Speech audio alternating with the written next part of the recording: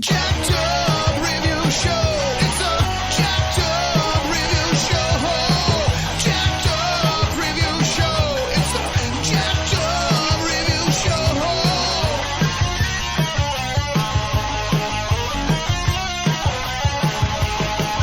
Join us as we cover many an insane movie and numerous cult TV phenomenons. Are you ready to get jacked up? Are you with us? Then listen on. Listener discretion is advised. It's a Jacked Up Review Show. It's a Jacked Up Review Show. Jacked Up Review Show.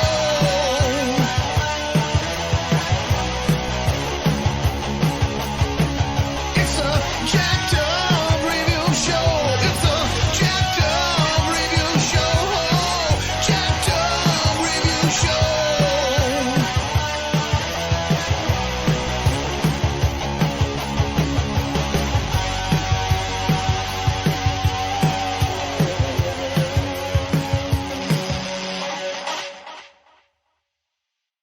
Welcome, ladies and gents. We got returning partner in crime, Jen Chambers, Hello. ultimate TV fanatic. Yeah. Oh yeah. Wouldn't have it any other way. Oh yeah. So we were just thinking, hey, what are some of those emergency kind of shows? Some of the ones that weren't even set in a medic's office but weren't even about it. It's like we were thinking about Scrubs, St. Elsewhere, and then we just find it, hey, ER was a franchise. Let's try Yes. Yes, and it was an amazing show that spawned lots and lots of just great actors, actresses, and all sorts of fashion. I'm looking at pictures of all the different outfits and hairdos of the days back then, because it Oh, yeah. spanned a lot of years here. What year did it go from? Do you have It that? was 93 to about 08, if I'm not mistaken. 09, my bad. Yep, 09. Yeah. Or 94 to 09, yes. I don't know why I thought it was 93, but I was mistaken in that aspect. I do know that what's funny is for the longest time, I thought The Rival, Chicago Hope, was after. No, it came out like a week They were first. rivals, weren't they? They were Mhm. like, Just always bitch slapping each other, and it just was kind of wild because, I mean, Hope was kind of not only following the style of St. Elsewhere, but also kind of technically set in that same universe loosely, and just David E. Kelly years before Ally McBeal in The Practice was doing his kind of, he was then only known as the head writer of LA Law, and so he was doing his kind of form of, here's a bunch of nutty characters working in an unusual private medical facility set in Chicago, and ER, it was, it's just so wild. Based on who I talk to, I'll either see people light up, I miss that show, and I'll see other people say, oh, that's when doctor shows became melodramatic. So it's just so funny. When I talk ER, is like, it's kind of recognized as both a good or a bad thing, depending on who you ask, but I think it's mainly known as a good thing because, well, A, we're doing an episode about it, but also B, was kind of just like, there was already plenty of other procedurals about lawyers and cops and gangsters on the air, and this one was kind of just showing is like, okay, we're going to give you an idea, and we're going to keep your interest for 45 minutes, and someone may or may not make it out alive. and this was one of the first ones, big procedural hospital one, big one since St. Yes. Elsewhere. I mean, it had been. Huge. And it was huge. And like I said, we're doing this one instead of Chicago Hope. So No, it's fine, but I can't think of anything else that lasted even 15 seasons now. I mean, this was the one that, this is where we started to get the long running television shows where, ER was the start of people that would last years and years and years and switch different cast members and have a new group of people come in and things like that. So this, Totally. this completely had a lot of people that guest starred, and Just a lot of different actors and actresses. It's pretty neat, actually. Oh, totally. For the longest, it seemed like almost every director or producer on TV is like, if you want to get your start, just work, do like 5 episodes of ER, and then you're on your way, and the offers are coming in now. So long story short, I will just sum up some famous names. So writers and producers attached to this, and what you might also know them for, just really briefly. Carol Flint was a key executive producer on this. She also worked on The West Wing. She had previously worked on China Beach. Neil Barr worked on this for the longest time. He later became the 3rd showrunner on Designated Survivor during like the last part of season 2 and throughout the 3rd season. R. Scott Jimmel had previously been an executive story editor and writer on JAG. So interesting transition there. He later did some other short-lived stuff like The Unit and Women's Murders Club. Some other people here, like Lisa Zwaring and Janice Sherman Barais, have worked on plenty of other stuff that's currently on TNT.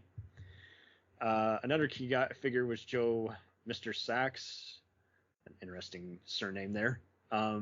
D. Johnson, who I think is, believe it or not, if I'm not mistaken, was best known as kind of being a openly gay producer, and she later worked on The Good Wife and Rosalie and Isles, as well as Nashville. So there you go. These are people who is like, it's a very interesting cast of people, because it's like they kind of just opened them up for any kind of dramatic offer, and it seemed like all these other shows and movies we've discussed, most of them just kind of just only got like certain genres. Like if they're the sci-fi people, they only worked in sci-fi. If they did legal stuff, then they only did crime shows, and mainly on only particular networks. It made you wonder, is like, did they just not as branch out as much or reach out to as many people, or were they just comfortable where they were and they didn't have to worry about, not getting a phone call the next day? So the main executive producer I definitely knew from this was John Wells, who later, produced blockbusters like The Hurt Locker, as well as other hit shows for Warner Brothers that aired on either NBC or TNT, like The West Wing, Animal Kingdom, and Southland. He currently also produces Shameless for Showtime. So that's already going on 11 seasons, so I wouldn't be surprised if this No, that's been going for a while. It was a slow start too. It was before streaming, and then after streaming it really picked up. So yeah, now everybody's tuning in and trying to watch it now. But it is kind of funny how, we talked in the past before on this podcast how Michael Crichton was some hot stuff back in the day. Everybody wanted to adapt his stuff. He did a really good, I think it was called Prey, that was about a nanite created virus that I'm surprised no one ever did a miniseries or a movie of. And is like, this was wild because this was just based on his research and scientific findings. Yeah. And it was like NBC was always like trying to adapt like a TV movie of the week based off his stuff. If it wasn't Stephen King, chances are it was based on something John Grisham or Michael Crichton had done. And it was like, and I can remember that they plugged that for ER. That was the big plug. Jurassic Park writer. Yeah, that's how they tuned in. Michael Crichton's ER, because it was his screenplay that he was basically doing from when he was a medical student, and so we were all supposed to tune in onto this, and so we did. We loved Michael Crichton, so we wanted to see it all, and that's part of the reason that it drew us to it. And I remember the first episode, right there. If you want a good TV show, build yourself a great first episode, and you go from there, definitely. Oh, totally. Were you already familiar with his work at that point, or was this kind of the unofficial first? I think I was familiar with because he had some books, I believe. Like you had said, there was I think there was some books he had written. I have to go back and take a look and see, but I'm trying to remember Jurassic Park was Jurassic Park was he did the screenplay for Jurassic Park also. Right. He had creative control, and so for the longest time I thought this was co-produced by Spielberg. I was mistaken. It was not. Yeah. I could have sworn I saw the Amblin Entertainment logo on one, and like, nope, my eyes were just playing tricks on me. But yeah, no, totally, like you say, is like he was just a smart, he had all this material, everyone wanted a piece of it, and I'm mistaken. So Amblin Entertainment did produce this. So what was I thinking that Spielberg produced but didn't? They said that. But I think he was only like involved like in the first season. I don't think he had any say later on or ever paid a visit. So, although it is kind of funny, some of these same faces like Noah Weil and Gloria Rubin were later on Spielberg's produced alien invasion show, Falling Skies for TNT. So I always thought that was fun. It's like, hey, it's an ER reunion, yay! So because he went up and I'm Noah Wiley. Noah Wiley ended up doing quite a few because Noah Wiley went on to do Librarians too. He really kind of dug into the sci-fi after the. He really did. Yeah, absolutely he did very well at that. Did you ever recognize the directors? I noticed like Nelson McCormick, has worked on just about every hit show, and Mimi Lidar, she was hot for a while there. Did blockbusters like Pay It Forward and Deep Impact, and so it's like she the latest she did was On the Basis of Sex, the Ruth Bader Ginsburg biopic movie out, and it was like, yeah, but these guys, they learned pretty much all their craft, like how to do tracking shots, and that's where they cut their teeth, they really did. It's like making an emotional connection is like, everyone knows there's going to be good acting here. It just comes down to whether or not you like the plotting or that particular season. It's like, but yeah, this is not a bad basis at all. And unfortunately, Chicago Hope was always the loser, but I really loved that one. It's like, this one was kind of one of those, it's like, hey, I can respect it regardless of whether or not it deserved to go on even all that long. It's just, it was kind of, it's not a bad place to start if you want to just see how medicine and doctors were talked about in that day and age. It did have a lot of and it had a lot of stories that at the time had a lot to do with what was going on in the world too. They had a lot of episodes on drug use, on domestic violence, a lot of the stuff that we see today, but was more for the time back then too. So the writing, they had excellent writers, and I think that they won quite a few awards. If I'm knowledgeable. From what I always saw, it was always in like contending.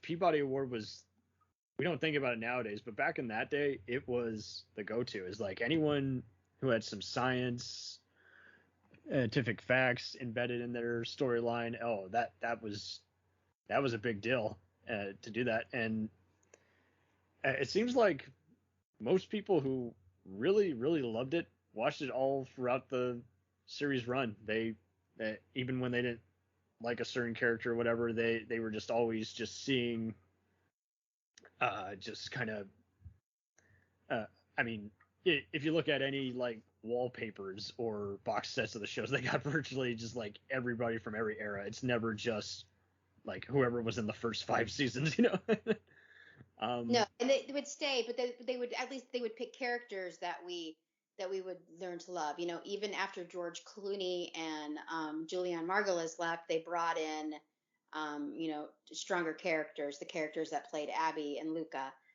which were strong characters. And after those 2 characters left, they brought in, even at the end, they brought in, power actors like, John Stamos, a name power. So to kind of keep things floating. And, and the scripts, like I said, were both very good. And then they also were able to get a spinoff. Yeah. Do you remember Third Watch? Yes. And that's a good segue. So Third Watch, John Wells even said in interviews, I always knew about it. I saw clips of it because A&E used to show a bunch of it in the mid 2000s. And I think the now defunct Universal HD would too. I was able to get the first 2 seasons, which are of the 6-season run, which were the only seasons released on DVD, and watched the rest of the episodes on Daily Motion a year and a half ago. Did you see that when it was first on the air? I did not.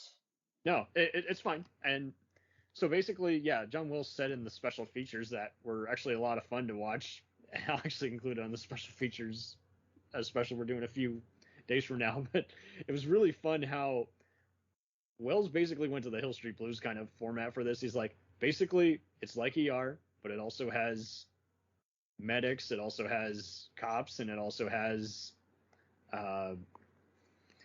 just other first responding. And I definitely don't think, I mean, it was kind of a big deal because it was kind of the sleeper show. It wasn't getting as much ratings as ER, despite, it had a big, but people who were just still wanted to stay up and still had enough energy after watching an emotional ER episode would watch that. And so it is kind of funny how Dick Wolf is just kind of taking the same kind of formula, but got it even more gritty, with his Chicago shows. And did the same thing. This one was interesting because, you saw so many much like how the doctors would, you got some sense of reality before it got to the sometimes criticized soap opera-ish romances. Is like it got some applause by just showing how doctors can take a vote on disagree, and it's like whoever gets outvoted, okay, you perform the operation, okay, you sit this one out because I have a higher clearance than you. And Third Watch was interesting too because how it just showed how, I always knew about it in some way because like the Crystal Method, that's a big electronic band at the time. You've heard their music's in every kind of big movie blockbuster, and for them to score like parts of the show, let alone the theme song, is like, man, okay. That's a big deal. But unfortunately, music rights are kind of what kept the show from being fully released, and I think it was low DVD sales. But you might know them because they do the main theme on Bones. Oh, really? Okay. So yeah, yep. that. But yeah, this was interesting too because it's like almost every other actor on Third Watch kind of became a bigger presence on other shows, and like Kim Raver was on there, and I already knew her as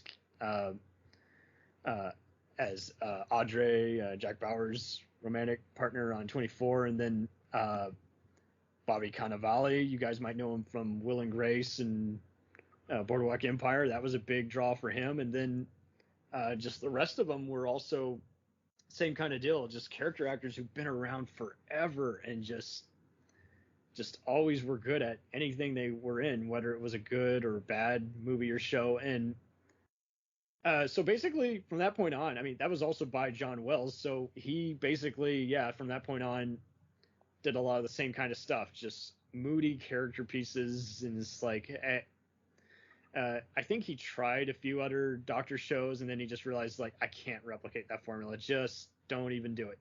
I'm not going to dry up that well. And so I can kind of understand why he just decided to just kind of produce a lot of movies for Universal and their independent companies. And he later kind of tried to do some of that again with Southland. And I know so many people who just swore by that show. When I saw it, don't get me wrong, it's totally worth watching. There's some great acting, but I never felt like it ever became as relevant because by that point we had already seen plenty of other stuff like The Closer and The Shield and all these other crime shows we've talked about. So it's like, it's not kicking a dead horse, but it's not a must see. It's got some great guest stars, but it's like, Third Watch. Don't get me wrong. I think of John Wells' shows that I really admire the most, it's probably West Wing and ER. But Third Watch is definitely a close third, I think, just because it did have some edgy moments, and just kind of, it was really interesting too how they connected it to ER because they had Sherry Springfield play her character on a crossover one night, and then Michael Beach's character on Third Watch started dating one of the medics from ER, and then they kind of brought her over there to that show for a while. It was what's her name? What's her name? I can never get her name. She's so beautiful. Lisa Vidal's character, Dr. Morales. Oh, yes. They brought her over there for a while, and then it was interesting how they kind of just, before she left the saga in general, they kind of just, I think she, if I'm not mistaken, they kind of had her go back to ER for a while. They're just like, okay, let's break it off and just let's have her just be in that part of the universe now. Now that this friendship has gone south. But it was kind of interesting how they did that, because you did see a side of her, of that character, on that other show that you didn't see on the other one. It's like we're seeing more of her personal life. Usually she just kind of gets the, sarcastic retorts and the exposition on the main show ER. So I was like, yeah. I do think it has a special place in terms of a franchise, but yeah, I always got reminded of ER just in some way, shape, or form. Like it was always like no one could talk about Anthony Edwards or George Clooney is like without mentioning that part of their career. Maria Bello and Shane West and Mekhi Phifer, they got some huge work out of this, or Palladino, Goran Visnajic. If I'm pronouncing it right, that's kind of what he's best known for. I would see Alex Kingston on other British productions as well as Doctor Who, and I'm like, yeah, but yeah, she was on Doctor Who for the, she was, that's where I saw her next after that. So there you go, but she'll always be ER gal to us. Now Eric Lasalle, I think he's behind the camera now more these days. He really is.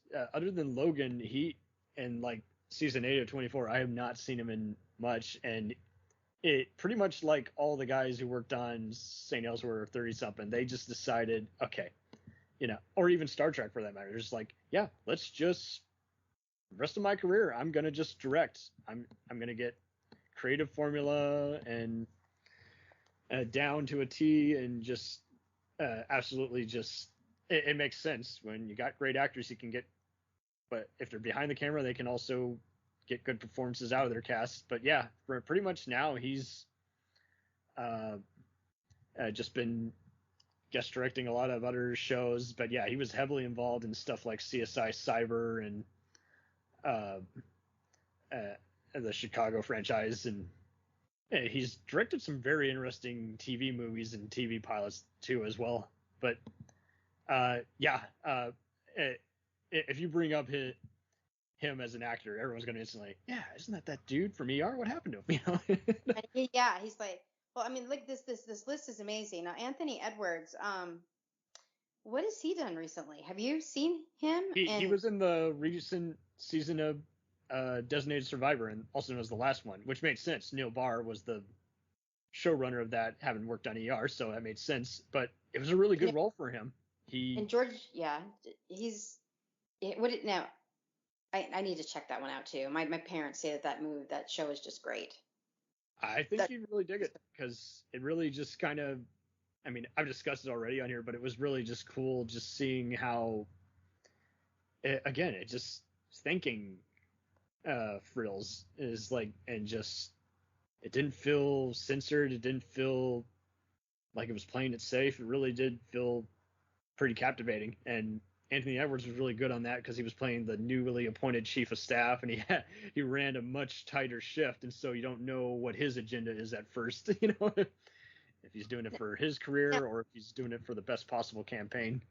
Now Sherry Stringfeld, it looks like the last thing that she's been in was Criminal Minds, Beyond Borders.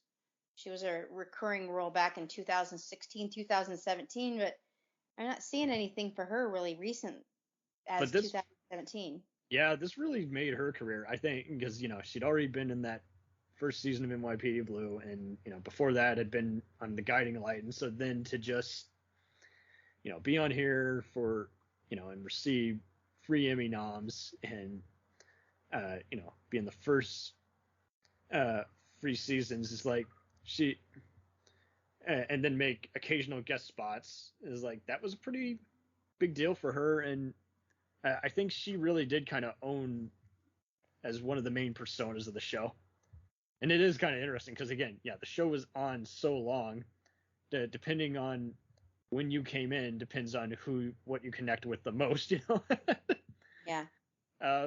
So I always saw it individually throughout the years, and I always connected it. I couldn't, it was one of those that couldn't take my eyes off it. And it's like, okay, well, and they kind of just stopped kind of playing it after a while, though. Like TNT They would did. Yeah. No air more. it endlessly, and now no more. It seems to only be on like Pop Channel and. You might be able to maybe on Pluto. They have the Pluto. Yeah, Pluto will definitely play it, and you can watch it all on Hulu, but nothing for Third Watch. Third Watch is just one of those, is like, it kind of just missed out on the whole run, and I think everyone could owe it. I think many who are watching Chicago PD and Fire and Med would like Third Watch, but just differentiating it for all. I'm looking at this cast list. I'm getting excited. I'm realizing Scott Grimes, who's on the Orville. I forgot. Yeah, he was on there. I always knew him as character on ER was so annoying, but I always say that if a character annoys you, then you need to give kudos to the actor because they did a good job. Yeah, I always knew him as Mr. Banner Brothers ER guy, and yet it's like when he came to Orville, everyone was like, I never knew he could do that. I was like, well, that's just it. He had been doing that kind of even wackier voiceover roles for Seth MacFarlane's various cartoons, and then he said, how about you do that, what you're doing right now in the voice booth, but in live action form. But yeah, I mean, I think he basically... The guy doesn't age. I don't think the guy ages. He looks the same age as he was in ER. It really is kind of wild. He doesn't seem to have put on any weight or looks like he's... aged. His voice is going out. But yeah, I don't know how he figured out the age, but I mean, I think he also... My assumption is that he kind of knew that was his brand. I gotta be the geeky looking guy who's got a scruffy beard and wacky voice, but who often plays dickheads. So yeah. I think. But did you know Maria Bello started on this? No, maybe I did, maybe I didn't. So I knew she was on it, but I never saw much of her seasons. I was mainly familiar just because she just blew me away when she was in movies like A History of Violence and Prisoners, and I was just like, oh man, who is this actress? She is wonderful, you know? You know what? Didn't she play Carrie's wife? I thought she did. I believe so. I could be wrong. I think she played her wife. She was a paramedic, wasn't she? I believe so. I'm going to go through a lot of this all throughout anyway. Now, everyone can ask, well, why didn't you study before this? I'm like, because there's 500 other shows I'm studying for. But I've always admired this show, and to my credit, I'm not stroking the ego here, but I've been pretty caught up on some other underappreciated roles of many of these other actors. I mean, I've always been a Maura Attorney fan, and she would always show up in some unusual comedies and dramas as well, but I definitely associated her the most with this show, just because she just got a lot of the more dramatic, close-ups, and it was kind of interesting how Michael Ironside, of all people, had a brief recurrent role on here, and everyone's like, oh yeah, isn't he that, he's one of the colonels in Top Gun, he's the bad guy in every other 80s, 90s movie, and I'm like, yeah, but here, he really did kind of just show he could be a reasonable dramatic presence before he went back to the roles everyone else remembered him for, which was, monologuing bad guy. Were you already familiar with Ming Na on this show? Yes, I was, but if I remember correctly, she changed her name. Ming Na Wen, yeah. Midway through she changed her name as far as her acting name, her professional name, midway through the season.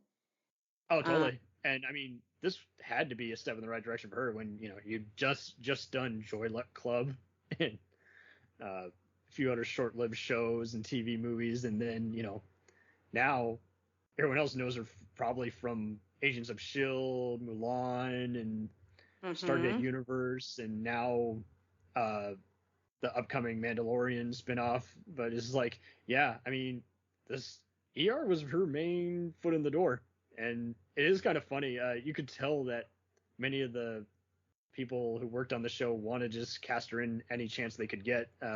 Nelson McCormick used her in some of his mystery horror films he was doing. And anytime she was on screen, I always kind of thought, she's kind of an underrated actress because she, especially when I saw her on Fresh Off the Boat, is like she's got some unusual comedic timing, and as well as just, I mean, I saw her as play the pot smoking aunt on Nora from Queens. I don't know if you're familiar with comedic actress Aquafina. No. And is like she kind of just became that kind of person who is just like she could do a really key, like recurring or atypical kind of guest spot, and it was just so cool to just see this kind of. I mean, she even had a brief FBI agent role in this one Fox show I don't remember the name of that got canceled, but I remembered I was going through George Lopez's original sitcom, and I just guffawed at how she played a very micromanaging college professor on a brief 2-part episode of that show. And it's like, so I always kind of dug her growing up. It's like, okay, it's cool to see some kind of Asian American, in this case, Chinese descent, who basically, didn't have to play the kung fu artist or the geisha, It's really but yeah. No, but I did, because she had left for a while. The actress left, I think, for 2 or 3 years and then came back. I think so too, because I was looking at one season, I was like, where'd she go? Then she left, and then now also one of my favorite actresses that was on for a little while, that played one of Carrie's love interest was Elizabeth Mitchell. Yes. Oh yes. My God. One of my favorite actresses. Yes, she was there for a while. Yeah. But yeah, it's like nowadays you ask, what do I know Elizabeth Mitchell from? And it's like, well, Lost, Revolution, but yeah. Santa Claus 2, Santa Claus 3. Oh, well, that's right. She is in those. But yeah, it's like she's another actress that's been around forever. And yes. So how do you think she fared on here? Do you think this got her more offers, or was just a side gig? I think this was in the beginning. This was before Lost, because you remember she was on Lost there at the end. Yes. This is before Lost. So I think this was when she was just kind of starting out. So this was her gigs here. I think this was. I've seen her in a few other more recent guest spots before she kind of was, or almost around the same time as Lost and Revolution, and it was before that, around the same time she would have. I did see her episode of The Sentinel, an old UPN cheesy fun sci-fi show, but then I saw her briefly recur on Boston Legal, and then she took over for this international show called Crossing Lines, and a lot of people were kind of just hating on her because she had replaced William Fichtner's character. It was like, okay, well, so obviously that was another show where everyone was invested in it because of who was the main lead, but the show was still working. It was just one of those, it just, because the main character left with no explanation given, just no one warmed up to her, and it's like, well, I thought she did a good job. It's just, by that point, the show was always just kind of easy. I didn't think the show was really stood out. It was just kind of a fun, just kind of international crime hunting kind of gig. And unfortunately, if the audience isn't receptive to a character, it's just not going to work. And it does make you wonder how much of it is you just like the acting style versus you really dig the character, their name, inside and out. You want to be like them when you grow up, Yeah. Oh God. But yeah. One of my favorite, also one of my favorite actresses, and I was really excited when she had a small short stay on ER, but Kelly Martin, I loved her. Can't go to the Hallmark Channel Lifetime without seeing her. watched her on Life Goes On. When I was a kid, we'd watch as a family, and actually they are reviving Life Goes On. They're back. They're doing a reboot. Yes, they're really. Yes, Chad Lowe and Kelly Martin are becoming executive producers for the new Life Goes On reboot. That will be interesting. Do you think it'll be on streaming, kind of like that Doogie Howser reboot that's on Disney Plus, or do you think it'll be on NBC or CW? I don't know. I think I haven't read anything more than that this is in the very beginning. But then again, there was supposed to be a Who's the Boss reboot too, and that hasn't happened yet either. They were doing that. That was going to be with Tony Danza and Alyssa Milano and yeah, I know that. Who is it? Who plays Angela? Help me. What is her name? Judith Light. Judith Light didn't That's want what I to just be part said.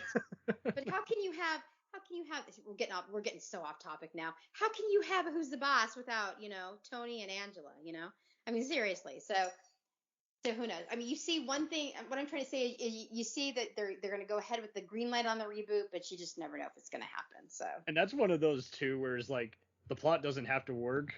It's just the cast has to come back. And then there's like some of these other shows is like where they did reboots or continuations of is like went south because it was like people didn't buy into the new cast or just the writing just really did let them down. And yeah, no, Kelly's an interesting person. Yeah. Didn't she do some directing?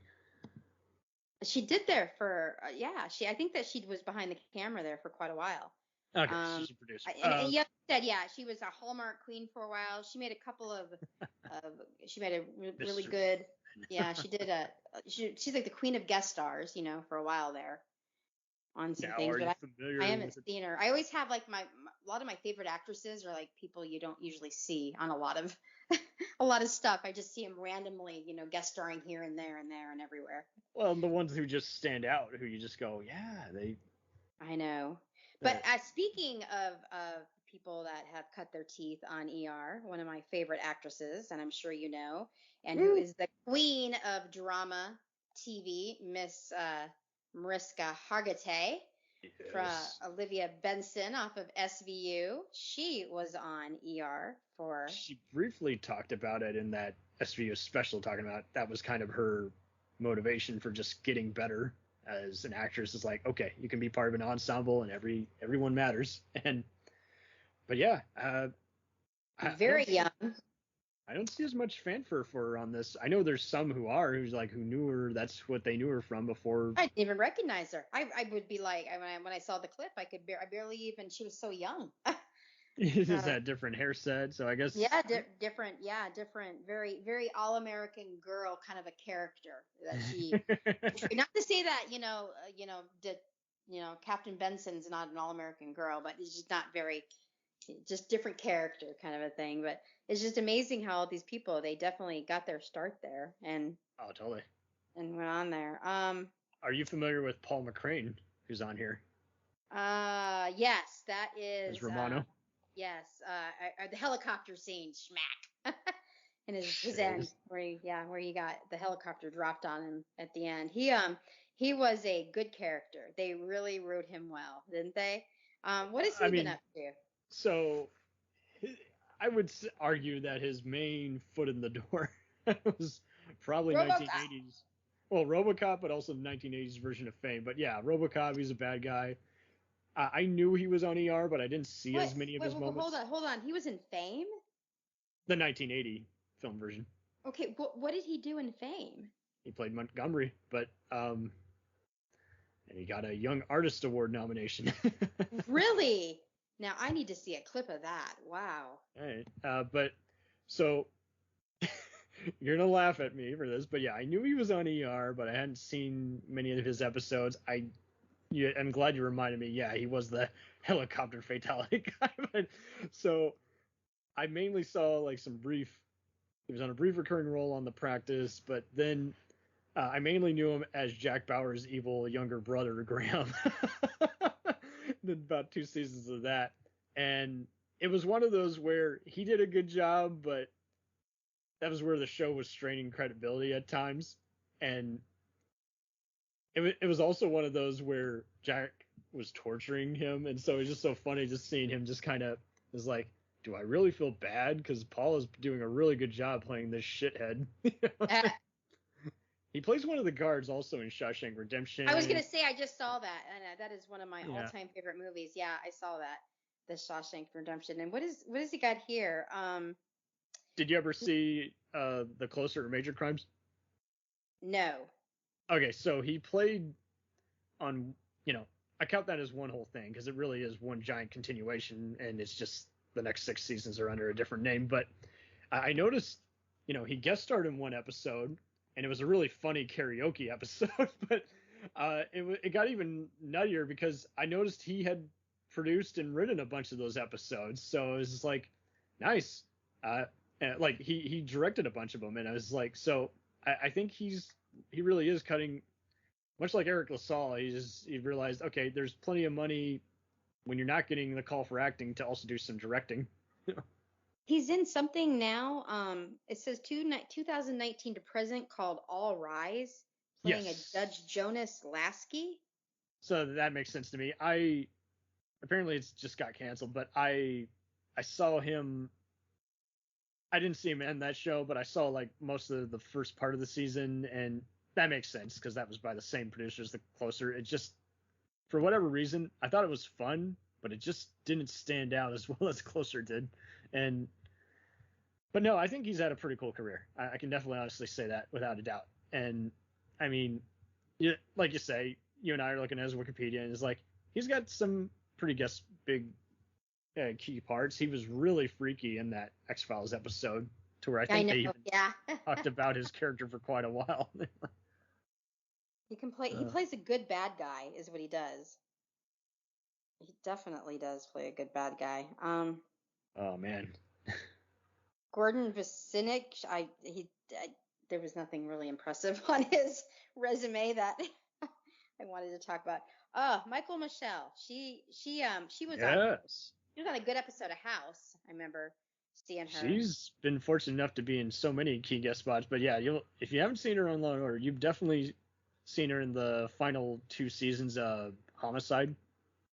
She's a pretty kick-ass detective in that, and in that episode of Law and Order where she was burned, that episode of Burned on Law and Order. Yep, and the House, I remember that one she was in with House I was talking about.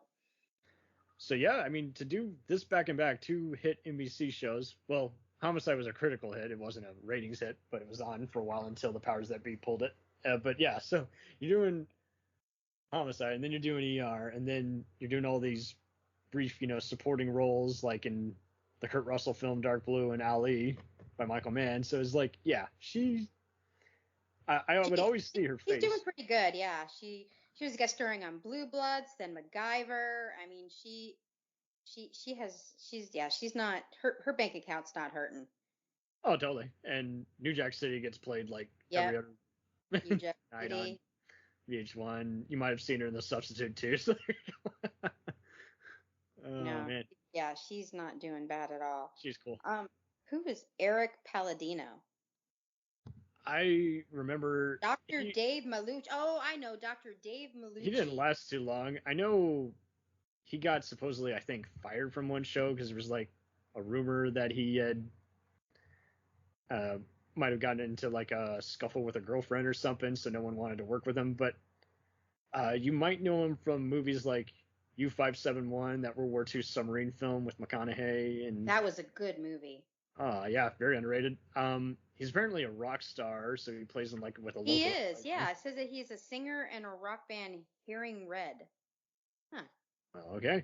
I had definitely would see him in a bunch of independent films. His last big one was probably Buried, but he was just a voiceover in that. I really liked him. Well, loved to hate him as in that show Over There, which that was by Stephen Bochco, who was basically trying to make him NYPD Blue, but during the war in Iraq. And it was interesting too, because there were several moments where he would be heroic, and there were other moments where he was pushing the line between being an anti-hero versus a war criminal, and you're like, Jesus Christ, dude, can't go around doing that. But yeah, Maura Tierney. Yeah, Maura Tierney. You guys might know her from The Office as well as movies like Primal Fear, but yeah, I definitely, like I said before, I definitely associated her the most with this show, much like Margolies.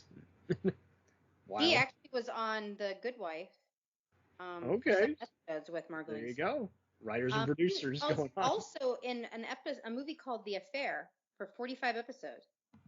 Yeah, I saw the ads for that. I haven't seen that yet. Is it still on, or is it? Or you just said 3 years? So okay. No, that was over in 2019. Okay. That's how time has flown. I can only keep up with so much. I know, But time flies fast when you're having fun. I'm just looking at were you already familiar with Linda Cardellini? well, everybody knows Linda Cardellini now, definitely. Right, doing so many Freaks and voiceovers. Geeks, of course, you've got that. And Bloodline. isn't she also in in You're Dead to Me right now, currently? Netflix? Correct. And yep, she's in that one. And my intro kind of to her was actually in those live action Scooby-Doo films and Lincoln Yep. Blonde. Yeah, she's doing great. I totally forgot she was in Brokeback Mountain in A Simple Favor, but that is right. That is right. I definitely dug her in Green Book, even though that was a brief, small role. But yeah, no, I mean, when I have to click on a different section of her Wikipedia for her performances, she's doing well. oh, totally. Yeah, if That's it takes, yeah, multiple pages. Who is next? Shane West. Who is this? Yeah. Oh, did you ever see The League of Extraordinary Gentlemen? Yes. So he was kind of hot shit for a minute, and then he just kind of went back to TV. He's done a mix of just recurring and lead roles, as well as just kind of. I know he was like hosting a TV show, like for a few seasons, and then he went back to just doing some other recurring stuff. But yeah, so you might know him as on Nikita, and then he was briefly on Gotham for a bit. But yeah, ER was pretty much his main foot in the door. Now, if you ever saw Nicholas Sparks, A Walk to Remember, that was probably the first movie I saw him in, and what he was probably arguably best known for. But again, yeah, he kind of just gave up doing movies and just went back to doing TV. And yeah, he was on Salem and Gotham. Yeah, seeing that. Right. He must have been towards the later part of when it ended, I'm thinking. He even plays himself in Ocean's 11. I forgot about that. But yeah, it's like the one that I'm looking for is the one who played and this is probably, I'm outdating you here. There was a show on Nickelodeon. Maybe I'm not. There was a show on Nickelodeon where the guy, he was on it, but he was also on ER. He was their clerk. I think his name was Jerry. The actor, but he died. He had a heart attack. Oh no! And I'm trying to remember what supporting. Yeah, no, but he was always in the episodes, but he's not listed in the main cast. I'm gonna find That's him. gotta suck. It's like no, because these were like the nurses, that they were always there, but they never had a huge role, but they always had lines and stuff. Right, I'm just not good enough to be on the opening credits. I mean, think about like the nurse, the older nurse with the blonde curly hair. These people that were in it for like the whole run. Right. But never really had a story. They didn't have a story. They're just recurring guest does make sense. But yeah, if you saw League of Extraordinary Gentlemen, that was Sean Connery's final movie, and he played Tom Sawyer. And yes, the Tom from Huck and Finn. It's not even in the comics, but was created for the movie to kind of give it a more just kind of international appeal. And I always thought he was reasonable, and it's just he kind of just stuck again. He just stuck to doing TV, and he was kind of a teen icon, and he just kind of just kept going through the hoops, just kind of trying to be very careful about what he picked. That actor that I was talking about that played Jerry was, and let's see if you remember who I'm talking about now. His name is Abraham Benrubi. Why does that sound familiar? He was in an old Nickelodeon show. Oh, Parker Lewis, right? Yes. There you go. Saw him recently playing Bosch's lawyer, but yeah, if I remember correctly, I saw he passed away. He seems to still be alive. Is he? Yep.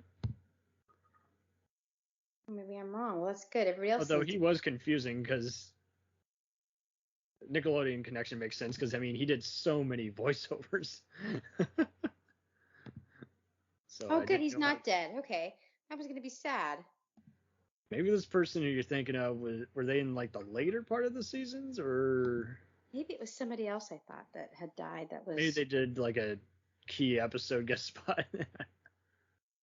somebody else that I thought. Maybe I'm thinking. Yeah. So, anyways, yes, it's Abraham Reuben. His name is Abraham Reuben Hercules Ben Reuben. Yep, For real? that's his name. Yes, and he was on. What was it that you said that he was in? Parker Lewis. Parker Lewis. Where is that? Yeah, Parker Lewis. He played Kubiak, Larry Kubiak. Yep, from 90 to 93. I remember that because I graduated. I'm not going to tell you. I'm going to give my age away. Never mind. I'm doing that again. Sure. In 1992, I was a year old. Sure, that sounds good. We'll leave it like that. But yeah, so he was in a lot of episodes, but they don't list him as a main character, obviously. But he had quite a few different lines, you know. Right. He was these, you know, we got to give credit to a lot of these people that showed up every day to the set to do this stuff, you know, and have their, you know, their couple of lines, but still did it for 10, 11 years. Oh, totally. That don't have that recognition in here. So it seems like most of these guys, everyone liked working with. No one had a bad boy appeal. Never heard anything bad about Shane West. Heard some brief off-color stories about Palladino, but I guess he'll just keep appearing in indie films. But yeah, no, I mean, and how can we not talk about Angela Bassett? Yeah, she was just featured so heavily in later seasons, and I was like, yeah, I mean, this is an icon, you know, this is Tina Turner, come on. The cast and characters list is just humongous. That they went through so many characters, and I imagine that one day, especially with SVU about to approach their 500th episode, 23 seasons. Yeah, theirs is going to be huge too, as well. As far as anybody lasting all seasons, I'm looking at the list here. Anthony Edwards was there from like season 1 through 8, and then came back through season 15. I'm not.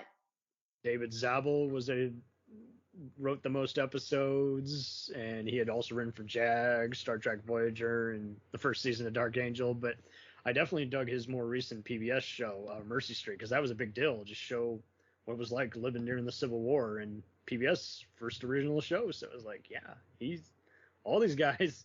This was. But they seem to do that. The writers, they'll stay for a year or two, and then they'll move on to something else. But it brings, you know, you can always tell because it brings that flair of their creativity. Oh, totally.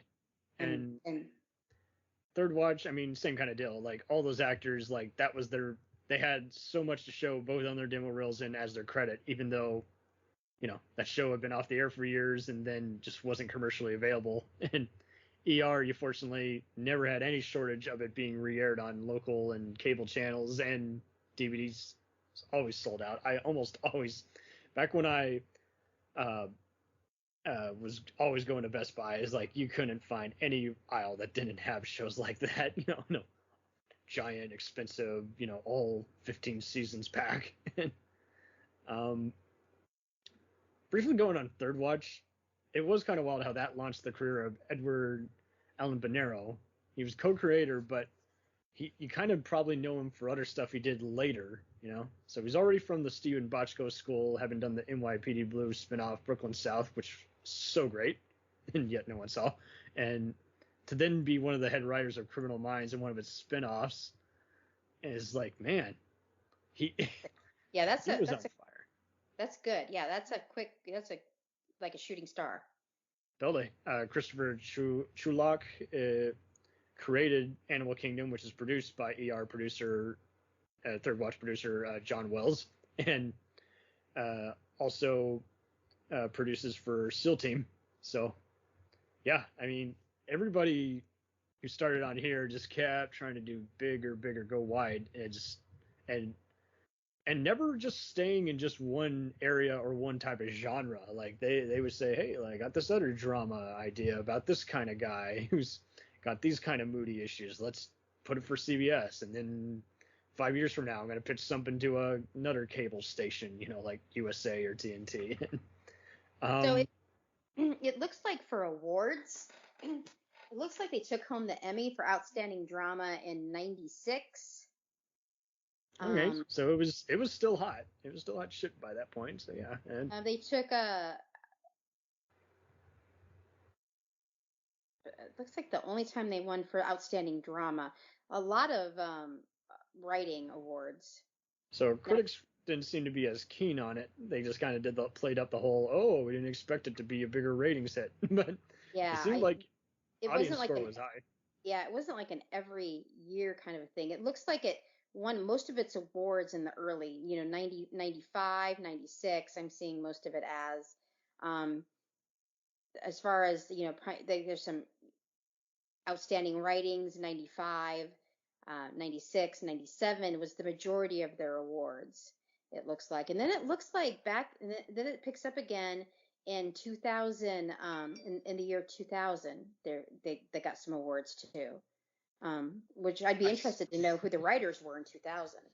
Did you see that pretentious review the Daily Telegraph wrote on the critical reception? No, what was it?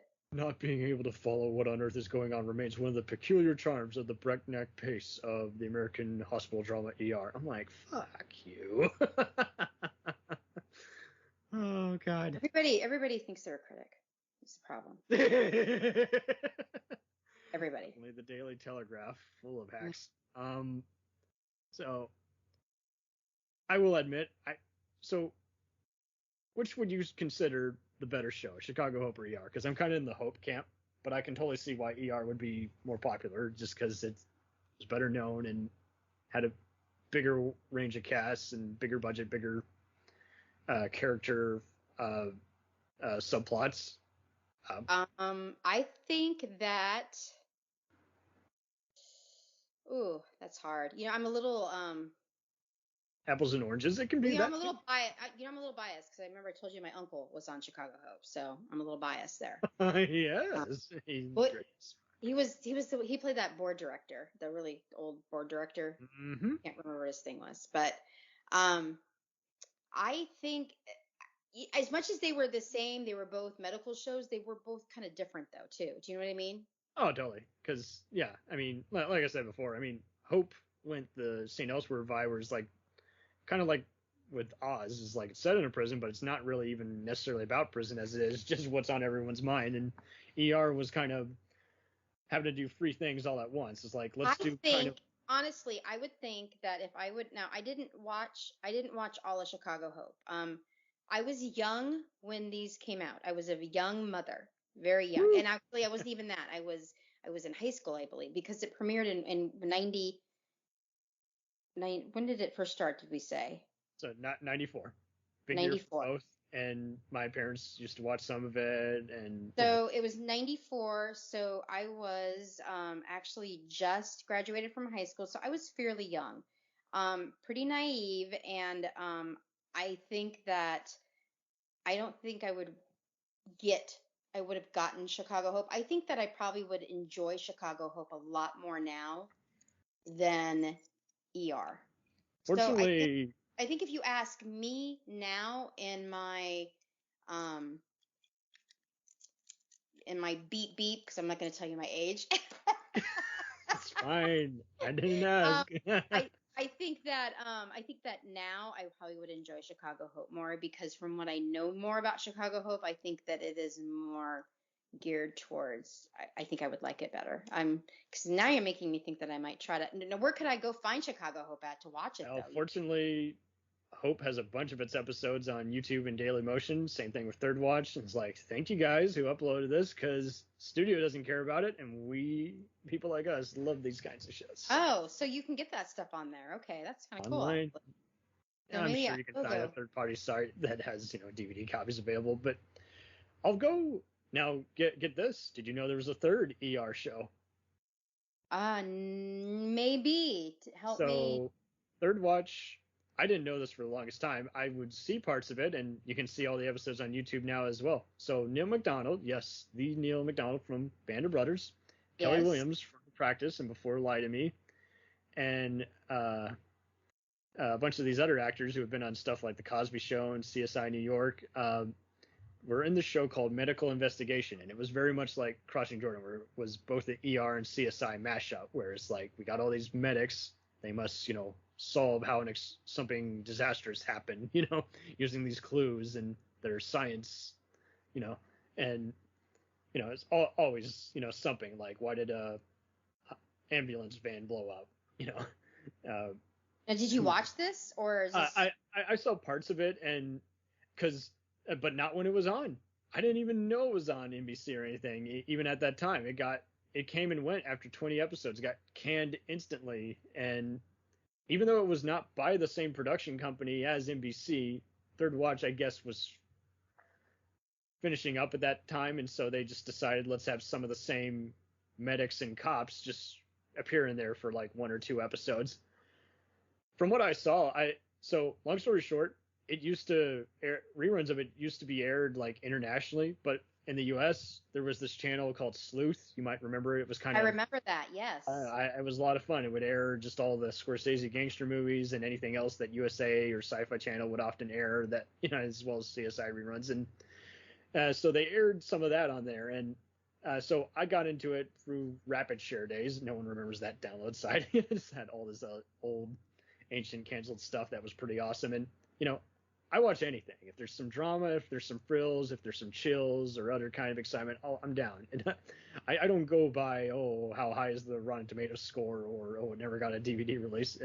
If it's awesome, I'll hunt it down. But it was definitely another one of those is like, yeah, that could have lasted a while, but kind of like Crossing Jordan, is just it had the misfortune just coming out when there's just so much other competition. There's so many other similar shows. Sometimes I think we miss out on a good show because it just doesn't.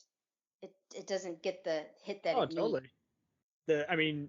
You look at shows that were on at almost the same time or before stuff like The Unit or 24. There was other similar shows like that too that were trying to be like that, or NCIS. Some examples would probably include E-Ring or what's the other one? The Agency, and then there was another cool one.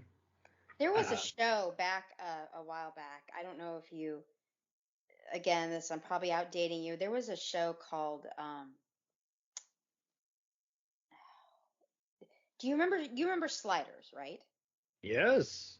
There was a show after Sliders called, I think it was called V, like virtual reality. It was with VR Lori 5. Singer. Yes, right? VR5. Yeah. It was with Lori Singer. Always wanted to see it, but it was can't find very good, and there was about 12 episodes, and they canceled it, and it was so good. Boom. And that's just it. It's like they were not taking a chance on any of these sci-fi shows, any of these crime shows, unless your name was gone, CSI. And it was so good, and Lori Singer was so good in it. And it's just, and that's why I'm hesitant to watch a new show until it's been on for a little bit. Yeah, just because I just don't want to get myself, into it and then have it just ripped away from you, Then it really is bad business, and it just shows you they got money to burn. So it's like I don't even watch half the sitcoms on NBC because I know it's just going to be a knockoff of Friends or The Office, and it's only going to last like 5 episodes and be pretty shitty. It's just and I'm actually taking a chance, and I'm watching some of the new shows on network TV. I've watched a couple of them, and I'm wondering if they're going to be renewed. Makes you wonder where they are getting the numbers, because there's been plenty of them which they canceled just because they just found it expensive, or it's been on way too long and they want to have something more affordable to put on. But it is really dumb how they know as well as everyone else that these shows take a while. You can't predict success, and it takes a while to grow. So it does make you wonder, other shows that have been on for a while is like, how did they get their numbers? It's like, it's sometimes even my favorite show. I really have enjoyed The Big Bang Theory for years and years and years. But even when I watched that, I watched the first couple of episodes and stopped watching it and didn't even go back to it until the second season. I did the same thing with Grey's Anatomy. people don't always get accustomed to a show right away. Everybody has their own watching habits, you know. Well, and at this time, especially, this was during, you either had a VHS player, you went over to a friend's house, and you made time for it. It is like. But now your viewing is I mean, I don't have to have anything anymore. I don't, I just go up and turn on Hulu and I'm good to go. Grey's was during DVR level and, is now on Netflix. So it's like, yeah, everyone looks forward to watching a show like that because they don't have to worry about missing an episode. It's like these shows, I think that's just it. Yeah, they were, if you didn't have TiVo and, and unless you made time for it to just record on a VHS or DVD, you didn't have anything to work with. So yeah, it does kind of make you wonder, is like, what are they expecting now? Because it's kind of like how many companies were like, let's make TV go extinct. Oh, well, some people, just like radio, still have TV, so let's just provide streaming as an option or an alternative means for those who gave up on cable years ago. And same thing. There is so many options of television now that it's just they're still trying to do it with DVD and Blu-ray, and I'm like, why can't we have both? Because there's some movies that haven't been remastered on Blu-ray, and there's others that, oh man, the DVD is totally worthless compared to this perfectly, recreated version. And at the same time, like, there's going to be some movies that never get anything other than the VHS DVD release because, the elements to do a remaster are long lost to either time or the studios, it's not in their interest. So it's like, yeah, with TV, it's just kind of a losing affair because it's like, what do you think other than Grey's is like the most watched show besides, Dick Wolf shows and the superhero shows? It kind of takes you a while to think. It's like, what's a comedy show?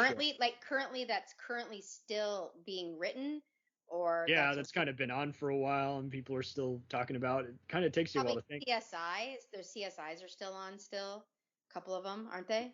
Well, they've been off for a while, but you're basically right because they're doing a miniseries reunion. So it's like, and all it takes is a good rating. I doubt the ratings aren't going to be bad on that. It's like, the ratings are totally going to kill on this one. So but their television ratings are going to continue to downfall. Because streaming is just easier to watch, and people are accustomed to being able to binge watch their show 12 episodes at a time. And people are just trying to predict technology. I mean, all this technology, even the developers said, is like they knew it could go so many ways, but it always goes in a way where even they didn't predict that. So, I mean, I don't have cable, but I have about $150 in streaming fees. Oh, there you go. And did you even predict that, Twitter would start being an interacting tool where you started talking with a showrunner or head writer? Oh, yeah. I'm constantly on Warren Lee's Twitter page, it's just, or Lade, or however you pronounce his last name. He does. He interacts. They all interact now, which is something we never got to do. Oh, never. Or they first get on it. I will admit, the 24 Hawaii 5-0 guys were pretty bad at only posting photos of their own things, but not replying to really much of anything. This is it was like they were there when it was first really getting big, but then they didn't really check it all that much. So then it just became, more or less. Sorry, go ahead. I have here, this might be interesting. I have some interesting things that you never knew about ER. Yes, drum roll. All right, here you go. Number 1. Julianna Margola's character, Carol, was supposed to die in the pilot. No. Yes, her suicide attempt in the pilot is a shocking and abrupt twist, but in the original version of the episode, it was supposed to be fatal. Jesus. Test audiences responded so positively to Carol that the idea was scrapped, and although she was credited as a guest star for the first episode, she went on to become the show's most beloved and pivotal characters. It's Julianna Margulies. Here's a funny joke for you. So I was watching The Hot Zone, where she plays a military medical doctor, and I was just joking. It's like, so maybe she's already played a lawyer on The Good Wife. Maybe she'll play a military lawyer, or There you maybe go. she can play. She's played a queen in some of these miniseries and everything. Maybe she can play like a queen that betrays the kingdom. And she can do some kind of twist. And yeah, she's the second most awarded woman within SAG after Julia Louis-Dreyfus as like 3 Wow. primetime Emmys and 1 Golden Globe. It's like, yeah, I know. it's pretty awesome. You do anything. It amazes me how she do this. Here's the answer to our question. ER is the most Emmy-nominated show in television history. No, really? Yeah, it's earned a total of 124 nominations across its 15-season run and won 22 of them, including Outstanding Drama Series Award for Season 2. And Margola actually won it for Season 1. Pretty cool. Oh, totally. Oh, this is maybe a little sad. Number 3, the romance between Dr. Benson and Dr. Corday was cut short for a very specific reason. They didn't get along? I don't know. Wow, let's see here. I know Margulies almost passed on ER in favor of being on Homicide: Life in the Streets. She made a good choice. She wouldn't have had as big I'm really kind of hoping this isn't a race thing, but I kind of think it is. Lasalle asked producers to end the relationship because he was uneasy with the fact that Benton's romance with Corday, a white woman, was depicted so much more positively than his previous relationship with 2 black women in the show. What the fuck? We gotta cut this one out. No, this is fine. We're talking about film history. It's a perfect example of we like to think of writers who were, breaking these, barriers.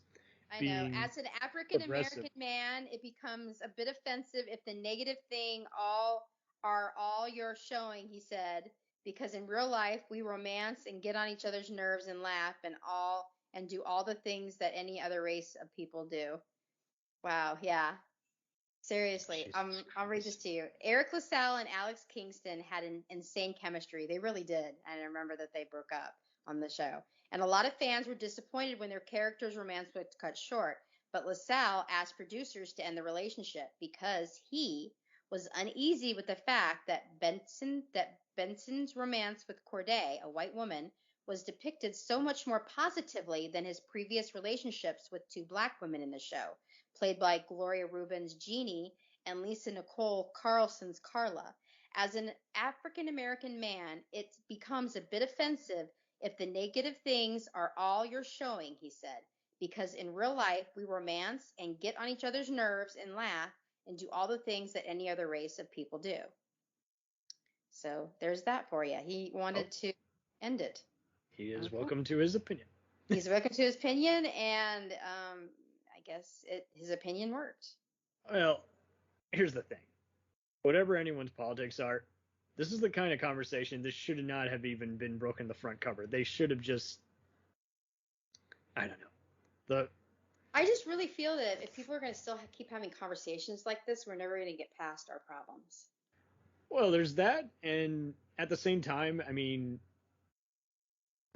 it does make you almost wonder, if the actor could have consulted with, because once a show is a hit, writers start just responding to how the actor portrays and just hearing their words be brought to life by them. So, I mean, they could have easily consulted you. Feel safe with this or that. I think the couple were popular because they were lead actors and actresses. The other 2 weren't really. I mean, Jeannie was a lead actress, but she ended up leaving the show. So yeah, what are you gonna do if people leave? That was kind of sorrowful. But all right, number 4. George Clooney had a sneaky method for remembering his lines. Can you guess this one? Let me guess. Did he do what everyone on Star Trek or 24 did, where they staple their lines to like the screen they're looking at? Or they would he would clip them on the clipboards.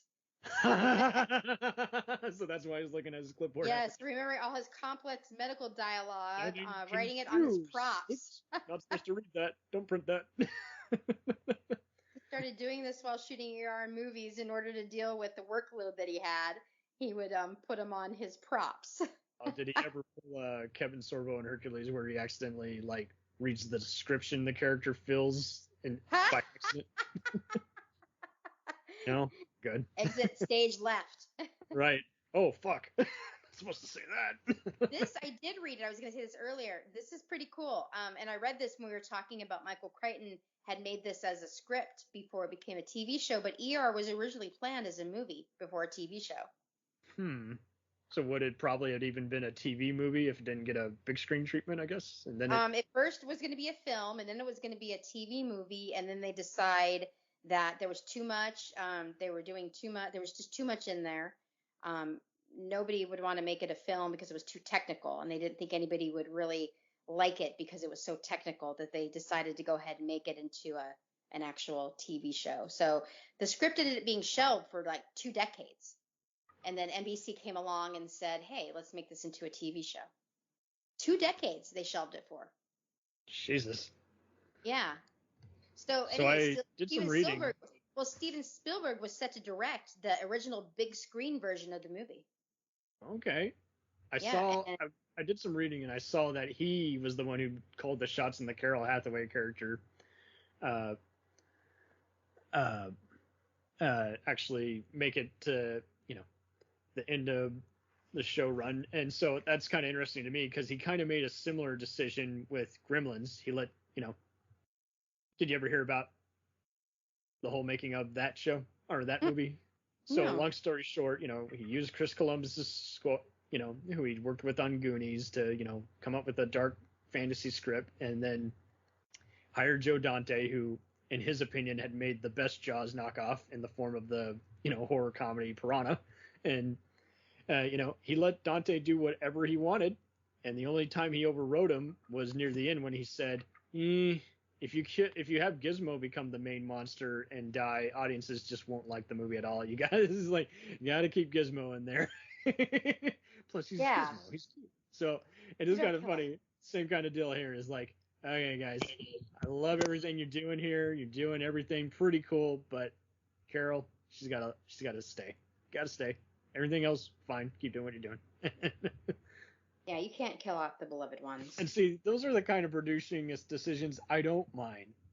As those are way better than say, let's, sex up the cast a bit. Let's have all these other things that have no correspondence to earlier seasons or developments or just cut down on costs and then the production just starts looking cheap as hell.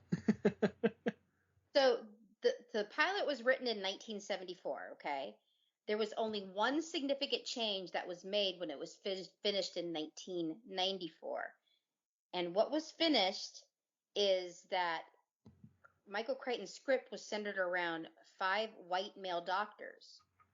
So Dr. Lewis became a woman and Dr. Benton became a black male. That's what they did.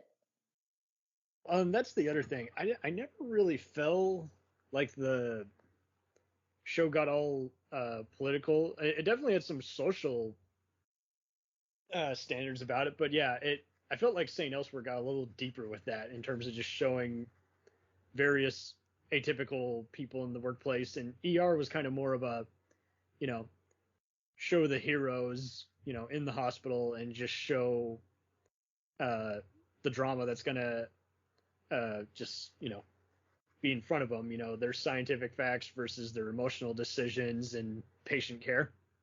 And then the rest is, go home and have either a family or sex life, ER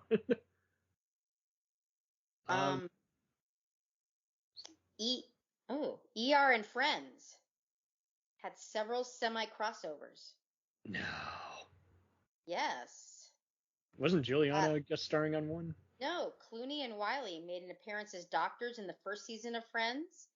What else is there? Dr. Oh, Schwimmer, yeah. Doctor in a season 3 premiere. Wasn't that kind of like Will and Grace, though, where they were just playing a movie within a movie, or was it an actual, like, dream sequence or something? No, it looks like there are several Friends Easter eggs buried through the show. Someone's been doing their homework. Jesus. ER really did shoot in Chicago. Oh, really? Mhm. Julianna Margulis was opposed to the idea of her character changing from a nurse to a doctor. Nurse I to a don't doctor. know. Yeah. Did she just feel like, I don't know. So producers, they wanted her to make the change from nurse to doctor, and the character is shown to seriously consider do it, but Margulis objected on the grounds that Carol had always been so proud to being a nurse and felt the change would be out of character for her. I can understand that. I know friends that Way are better nurses. than Eric's. Well, and I know nurses that are just would never even be a doctor because it's about the patient care that they're there for, not because doctors tend to be a little bit not you just the patient care isn't the same. Well, this is one of those where, I mean, this isn't even a cast change and the show must go on argument. This is more of a, we want to see some progression. And the worst thing a writer or an audience can take away is, oh, this character doesn't evolve, or they kind of learn a bit, but not enough, to warrant, 6 more seasons. So yeah, it's like, I can understand when an actor or actress gets in a comfort zone and they want to kind of keep it like this way. And at the same time, it's also kind of one of those where, well, we kind of got to grow up a bit, guys. Okay, Cameron, it's trivia time. Oh dear, what I win? This is Just where this is where you can insert your Jeopardy music. Okay. All right. There are 2 cast members that tied as the longest running cast members. Can you name those 2 cast members? The longest running cast member. So, is Julianna or Noel in one of these spots? Julianna is a negative, and who did you say the first one was? Noah. The other one? Noah Wiley is one of them. Yes. Ding ding ding ding ding. Who is your second one? Actually, one of the ones we didn't talk about too much. We probably should give her a little more credit. She was. I'll give you a movie she was in. She was in the movie Deep Impact. Ooh, Deep. There's Deep so Impact. many cast and crew are in both Deep Impact and ER. This would have been a cast. Jeez. Who else was in Deep Impact that was on ER? Is it more attorney?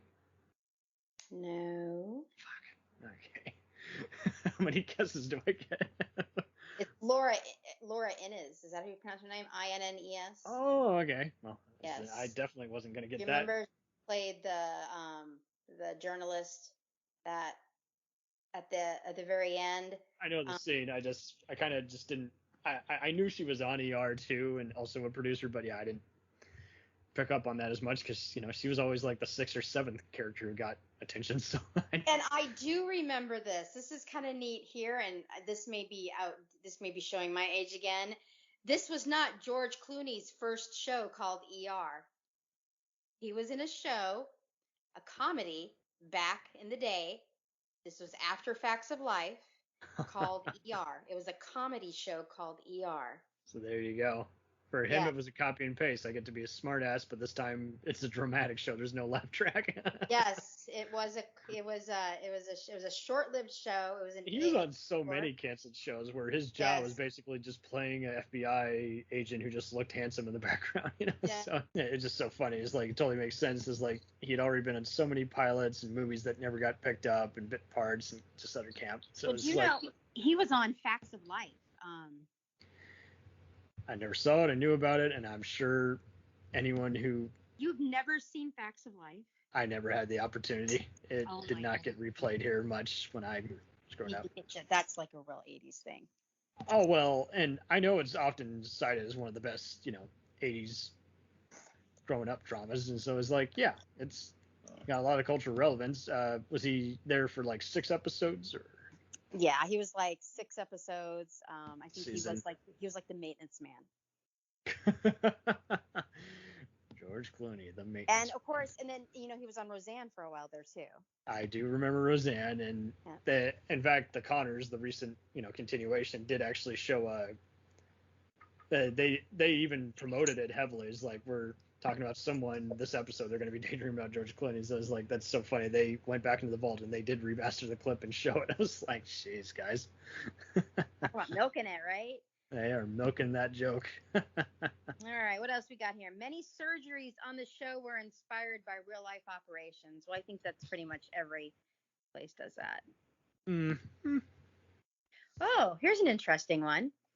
Noah Wiley put the kibosh on one particular romance. Oh, really? Yes. Who would he have just thought that just feels forced? Because I know he did pretty much serve as a producer and have some kind of creative control on every show he did from this point on. So I guess would this have been midway through the run? He started having a little creative notes. Yep. It was midway through. Can you guess who it was that he put the kibosh on? Such a good question. It was one of my. I was rooting for this couple, but it didn't even get started before they ended it. Didn't he? It was Lucy. Seriously? Knight, played by Kelly Martin. So Dr. Carter got involved with plenty of the coworkers throughout his time on the show, but there was one relation that he did object to, and that was they wanted to start a relationship between him and Lucy, but he objected to it because she was a medical student, and he felt that it would be out of character and inappropriate for Carter to date a subordinate. Yeah, it would have definitely been pushing, It's not Grey's Anatomy. Well, and more importantly, I mean, this isn't, it's got soapy elements, but it's still not a soap opera. And I mean, would that have been like the fourth or fifth person he was with at that point in the show? That was the sixth season. So yeah, so he'd already been like in one or two other romances. So it's like, yeah.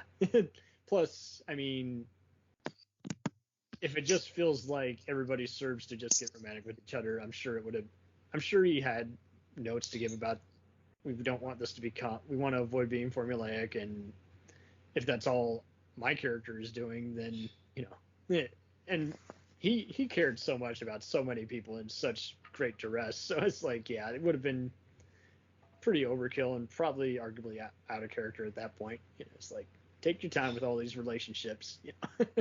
And it's not, I think that people get so included in that you're right. We don't want to turn our shows into soap operas. We want good writing. If we wanted to watch Days of Our Lives, we'd watch Days of Our Lives, Oh, totally. And kind of there were so many other just actors who were never going to be part of the cast, but who lasted like 3 to 5 episodes. Like Forrest Whitaker was on one season. You remember that? Oh yes, that was yeah. Ray Liotta. I saw a clip for that tonight with Forrest Whitaker. That was perfect. Very good run. That was in the top 50. Yeah, that they had on there. That was around the same time when he was kind of embracing TV. He was on The Shield and everything. But Rico Iosworth, who many might know as Michelle Dessler on 24, was like there briefly, got into like some romantic relationship with John Stamos's character, and I was just like, she was an interesting character. She could have been on there longer. But Misha Collins, years before playing Castile on Supernatural, I remember was like on 3 episodes. So it's like interesting. But do you remember Dr. Weaver had a limp in the show? Briefly, but then they kind of silently wrote their way out of it. Well, the reason they did that is because Laura Inez, the actor, started to have a really big problem with that. It caused her to have a congenital hip dysplasia problem. Oh dear. Why they had to eliminate her lip. She ended up having back problems, and she had a bone density test scan, and the bottom of her spine was starting to curve on one side of 10 years of walking like that. And the doctor had said, you can't do that anymore. They had no choice but to phase the limp out. There's nothing they could do. I do seem to recall in some later episodes, you really only see her from like just close-ups of her. You never see, her limping around much. So There's nothing they could do. That's so wild. You're playing a character with a disability, and now it's become an actual disability. So it's like... Yeah, no, she literally ended up with a problem with it, which she had to, yeah. So I guess she got a souvenir from that. That was horrible for me to say, but yeah. So ER has one of the most star-studded guest casts in TV history. Oh. I would say that maybe SVU probably has given them a bit of a run too on that. Well, and that's just it. I mean, you look at most actors when they start out, when you're just going back through the resume, and plenty of them will even have brief recurring roles. Like there was some who I was noticing is like, wow, they were in the final season of The Sopranos, or they were in that one CSI episode. Who knew? You know. Well, there's some A-list people too. There's Kristen Dunst, Gabrielle Union.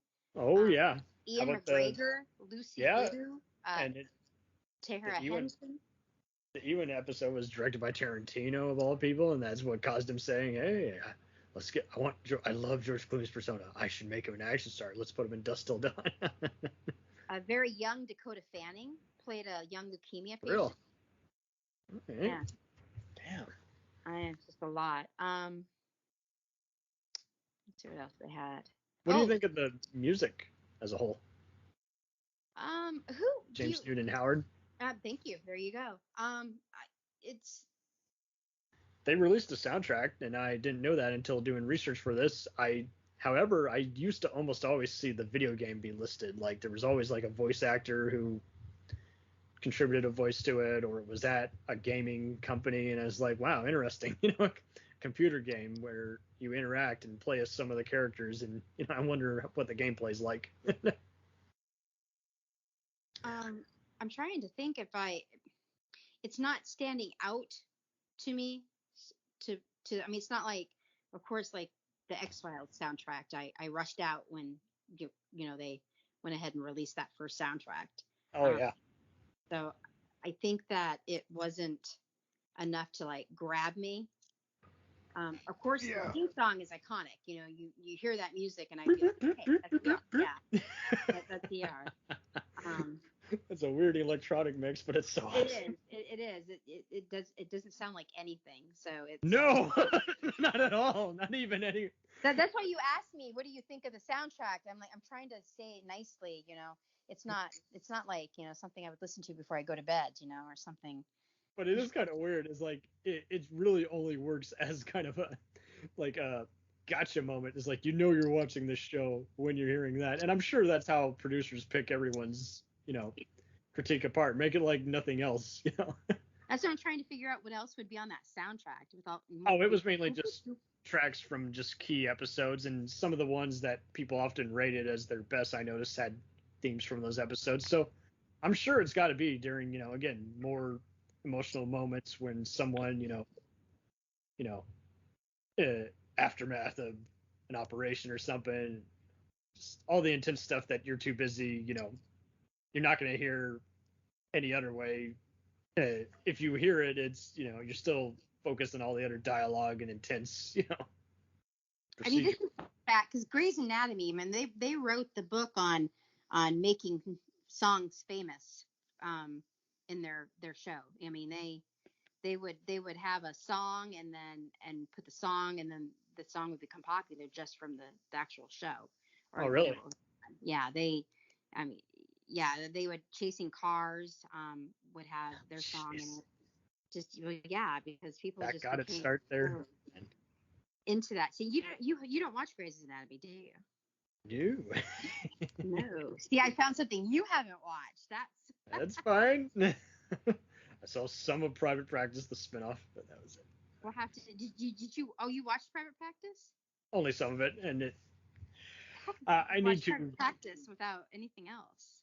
Well, I just need to give the world of Sandra Rhimes a. I'll definitely try Scandal and How to Get Away with Murder, but I have not watched Scandal or How to Get Away with Murder. I gotta proceed carefully. Yeah, I have not watched any of this madness. And actually, the showrunner for Grey's Anatomy, Kristen. What's her name? Kristen Varmuth. She banned me from her Twitter page. So. Oh, really? Yeah. What'd you say? No, there's this lady that made a comment about something that she didn't like, and she wasn't even directing it towards Krista. And this Krista girl just started just ripping into her, and I came to defense of the girl and said, just because you're famous and rich doesn't mean you have to be so mean. And she deleted me. I think I might have put something like mean people suck in a hashtag or something. Oh, perfect. So yeah, I got my badge. I got deleted. Completely got deleted. So I went to Spotify to see if I can find an ER soundtrack. I got the ER theme, but I'm not seeing. Oh, music from the TV show ER. Here we go. Oh, they've got some music. Here we go. So Annie Lennox had a song in there. Ooh. We got some Nat King Cole had one of his Christmas songs in there. I mean, just going even to Third Watch as its own. I mean, there's a lot of great songs that get played on that show, and there was never a soundtrack for it. But I mean, as close as I have to any John Wells production, I do have the West Wing soundtrack, and that was very rare and hard to find. That was $50. So I'm sure this has to probably be a collector's item. It's definitely, you might be able to find it at a thrift store or CD warehouse. Oh yeah, they got Santana, Rob Zombie. What? Rob Zombie, Dragula, yeah. I mean, that was on every soundtrack. When we go from Rob Zombie to the Drifters, that's ER, to Sheryl Crow, to David Bowie, to Metallica.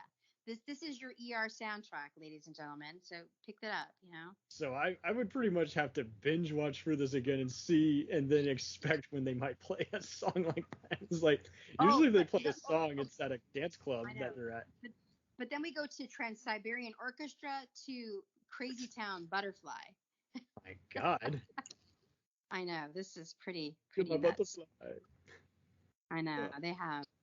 So yeah, I guess we can agree that this was definitely iconic show, and I think it's probably more recognizable than Chicago Hope when people, you know, say that they've seen it or not. Totally. Because Chicago Hope not only has never gotten a US DVD release, there's a UK release.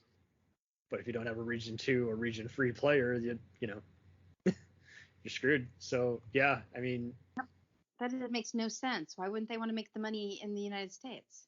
I think David E. Kelly's problem is his shows either didn't get enough good ratings over the years, or just it wasn't in Fox's interest, unless like that's how it's like he's butthurt or something, and he just like. Oh, totally. Like the practice, the only seasons that have been released are seasons 1, 2, and 7, and that's because that's when the show got Emmy acclaim. The rest you can see on Hulu, and that's the only way you'll be able to find them. And same thing here with Third Watch. You know, it was following ER's lead. It's set in the same universe.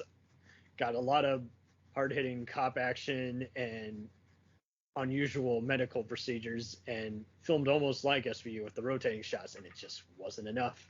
So now get this, some trivia for you on Third Watch. So, which Always Sunny in Philadelphia actor got their start on this show? Oh. It's one of the main character's siblings. Okay. I'll give you a hint. His character's name on Always Sunny is the same name as the actor, so that should help.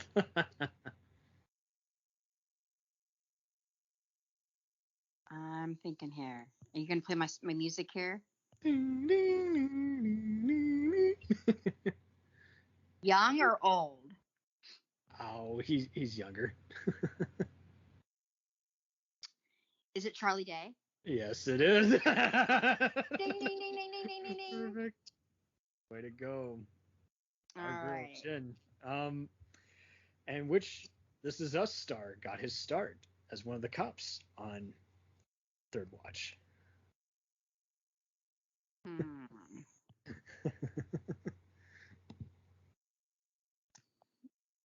I'm thinking here. I'm gonna go with. Was it Milo? Milo?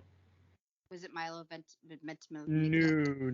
It is It wasn't Sterling. Was it Sterling K. It Brown? was Sterling K. Brown. Yep. Really? Yes. Huh. pretty cool. I did not know that. So That just amuses me how these people just like you don't even realize they're on there until boom.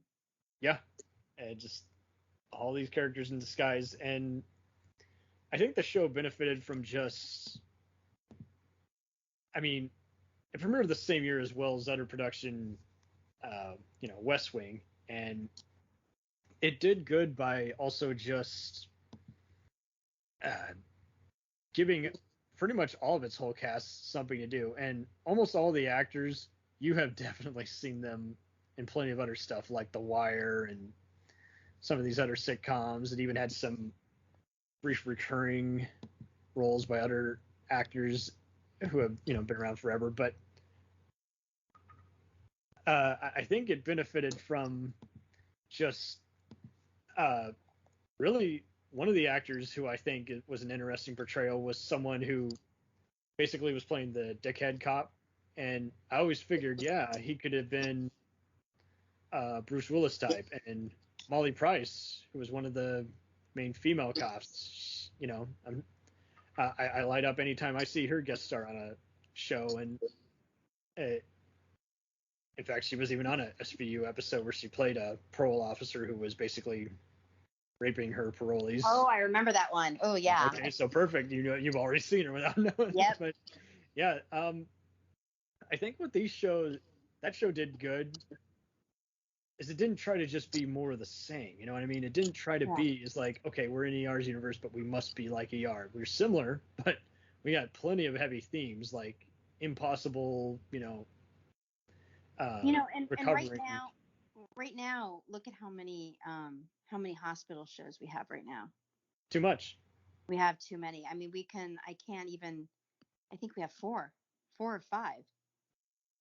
There's so many of them. And often, when you saw a promo for a show, especially any of these legal or hospital shows, you would see like the Washington Post or the New York Times saying it was top 10 show of the year. Now you don't see that. Now you see all these Twitter followers. It's like NBC does that so much. You're like, this is us. It's making people everywhere cry. And it's like a totally different strategy. And it's like, I'm getting that now with New Amsterdam. Right. And New Amsterdam. Cookies everywhere. Cookies everywhere. And yeah, New Amsterdam, I noticed, is like they are taking so advantage of the Twitter platform. Is like they were showing so many actual user reviews. The show made me cry 5 times in a row, and I don't want to miss a minute of it. I'm like, Jesus, okay. Are you watching New Amsterdam? It's on my queue, and I have not yet pressed the play button. On my queue. I watched the first season. I watched the second season. No, I watched the first season. But then COVID happened, and I didn't watch the second season. Now, there's also 2 other ones that I bought the DVDs, and then I saw it was on Peacock, so I'm like, I guess I'll sell those DVDs. Yeah, I have Peacock too. I should go watch that. I need to watch Chicago Med. That's great. I need to watch that. You'll like that because it also doesn't try to emulate even, Elsewhere, Hope, or ER. It pretty much just does the whole, is like, here's these unusual doctors, and we're slowly going to learn more about their unusual predicaments. And it kind of leans even more heavily on the whole, did you approve this surgery or not? ER didn't really concern itself as much with legal stuff as Hope and Elsewhere was kind of more about, this is kind of a fantasy land place half the time, because we got to figure out half the time if it's in, the characters daydreaming or just losing their minds, having a midlife crisis. And, Med is kind of more is like, it's really cool how they're very much like Third Watch, where it's like half the time someone from Fire or PD will play into the story, and it's not even a crossover, it's just they're in the same universe. But it really is kind of cool how they'll break down into their personal life. And the main character, Dr. Rhodes, is pretty fascinating in that, he has a politician father who spites him, and yet affects his life because he's like one of the funders of the hospital. So and that's a Dick Wolf show. So that's in the whole Chicago PD Yeah, kind of universe. SVU universe. So yeah, definitely a lot of the same. If you like those, you're gonna love this, obviously. Yeah, I need to do that. And also, now, do you watch The Resident? I tried in season 1, and then it got a little complicated. I saw that like they had replaced Glenn Morshower, the main supporting guy, with Bruce Greenwood. Is it? But yeah, no, I didn't keep up with it. I found it pretty well shot, but kind of average. Did you dig it?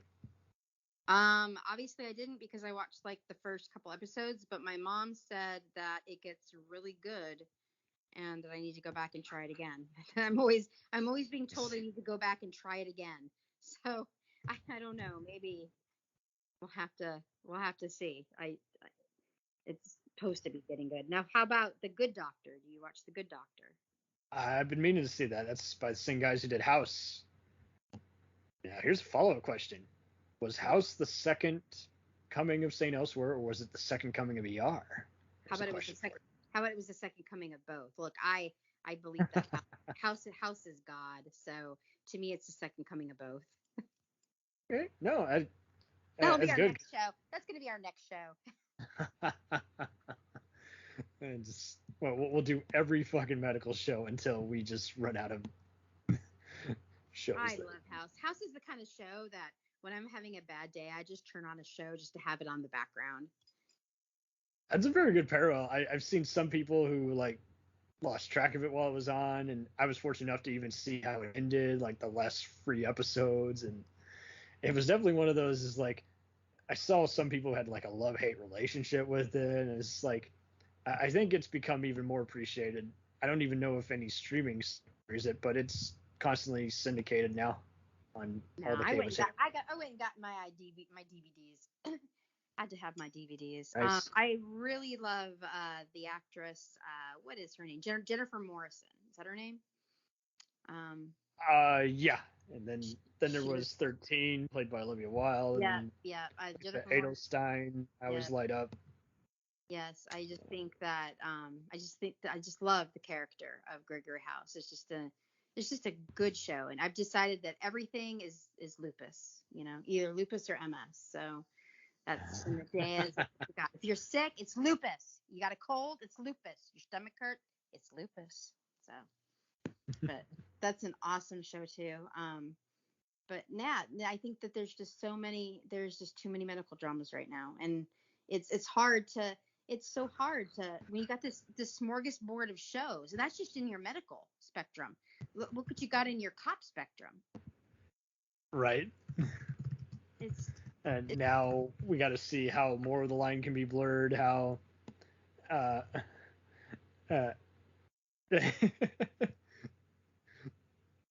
and even more so is like look at City on a Hill.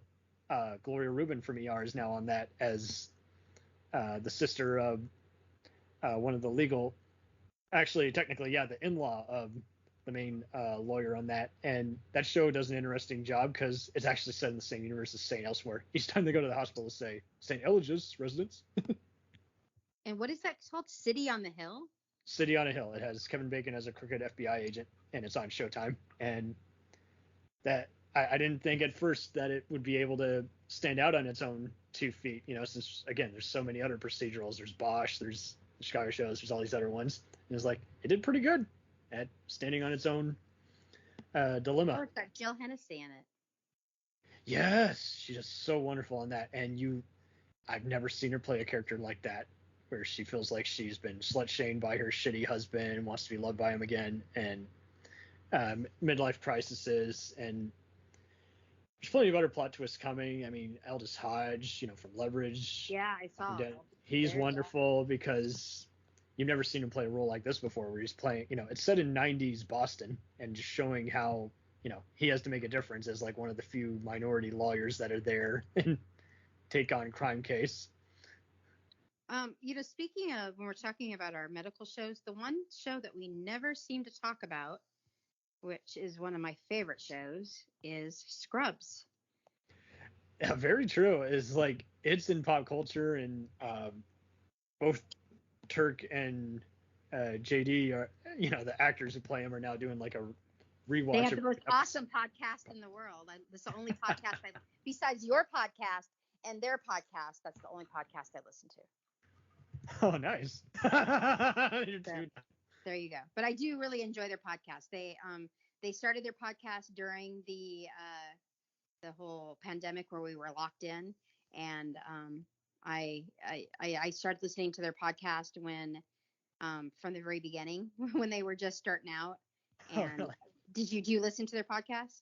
Not yet. I've been hearing the ads for it and been listening to plenty of other ones like Conan's podcast and everything. It was a lot more fun when it was at the beginning and they just didn't know what they were doing at first. And it was kind of fun and neat. At first they were just And they taking got it serious. but they're really, really into sci-fi and Star Wars and stuff too. So they really go off on tangents on Star Wars and Star Trek and stuff like that. So it's really fun to listen to. But they also go through every episode and stuff too. So I really do enjoy Scrubs. And I actually was reading an article that out of all the medical shows, Scrubs is the most is the most reliable when it comes to medical procedures and people doing the right thing, as far as Right. getting things right, which I thought was kind of funny for a comedy, that they actually don't, they know what they're doing. They're not putting like, they have like people like put pads on people when they're not supposed to, or electronic things on people when they're not supposed to, or just doing all these things you shouldn't do that would be killing people, Right. So Well, they do and a really good job. it is also kind of like most of these shows. So do you feel like ER and Scrubs are both realistic or take creative license? Like, because all the other shows, you're never going to see anyone apply CPR, but you're going to see the, clear. It's kind of one of those, it's kind of like when loading a gun on any show is like, it's always one of those creative license that they never show the whole thing. You see some veterans getting pissed off and it's like, oh, is that how we do it? I'm like, well, here's the thing. They're going to edit it really fast and not show every part of the whole process, Got to make it interesting. So, do you feel like many people definitely wanted to be inspired to be doctors by watching something campy like Scrubs or something serious like House or ER? I think it all depends on who you are, what your personality is. I think that there were many different people that could do many There's different definitely things. people who wanted to be cops just because they watched, John Wayne movies and I mean, heck, some people wanted to be a cop because Clouds. they watched that Brooklyn Nine-Nine, or some people could be wanting to Oh, be cops because they watched Jesus. SVU. Do you really want the cop for that? But I mean, no. I think it all depends on who it is, and I would have never become a cop if I watched something else. but you have to remember, Scrubs had very different writing the very first 3 seasons. Probably the first 2 seasons. You can tell. First 2 seasons. I really had a hard time watching Scrubs after about the 4th, 5th season. It got too campy for me. Oh, when it moved from NBC to ABC with a whole new bunch of cast, it sucked. I'm not gonna lie. And I saw some people who thought it was funny. I was like, no, this Dave Franco guy, he's annoying. And what are they trying to do? I mean, they're trying to wrap it up and then have like a next generation, but it's not. They ended up doing like a next generation, and it just kind of went. But even like if you look at season 1, I mean, it's almost very, it's just very different. Season 2 is different. Season 3, there's some very serious storylines in it, and then somewhere around season 4, it becomes very campy, and it's and silly. Right. It even has a St. Elsewhere episode where they got everyone basically. Oh yeah, so that's where they're all in the room. I thought that was pretty cool, actually. That was pretty neat. So it's just too many medical dramas and not enough time. I don't know. Maybe I can get paid to watch TV. Hey, that's a Nielsen rating, isn't it? Yeah. We could do. So I'm all TV'd out. Thank you ever so much for being on here. Anything you would like to promote?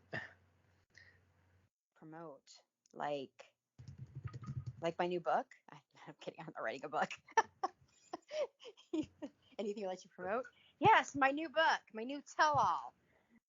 Ooh. No, I'm not writing anything actually. But I have nothing to promote. Do you have anything you'd like to promote? Well, that we will be just covering just other events. We'll be tackling food. Food? Yes, best and worst Mexican restaurants, Italian food, pizza. Mexican restaurants in your area or Anywhere, national franchises. Well, we'll do we'll do it in stages. So is Taco Bell going to be like number one on your list, or? Well, and that's just it. We'll break it down as like chain restaurants, sit-in restaurants, local ones, as honorable mentions, and the worst ones, is like, or the foods that give us diarrhea. That's kind of easy to disclose. And how about the best cocktails? Ooh, well, I would need to have an alcoholic expert since I don't really drink. Sorry. Drink either. What else would be fun? I don't know. I kind of feel like I'd have to think about that. Mm-hmm. You probably do. You've probably done a million. I mean, how many of these things do you record a week? Oh, at least a dozen. Each episode takes... How many do you edit a week? Oh God, it depends. Some I'll just be like getting the episode done, and then the others I'll just be uploading the next week. So yeah, it goes in stages.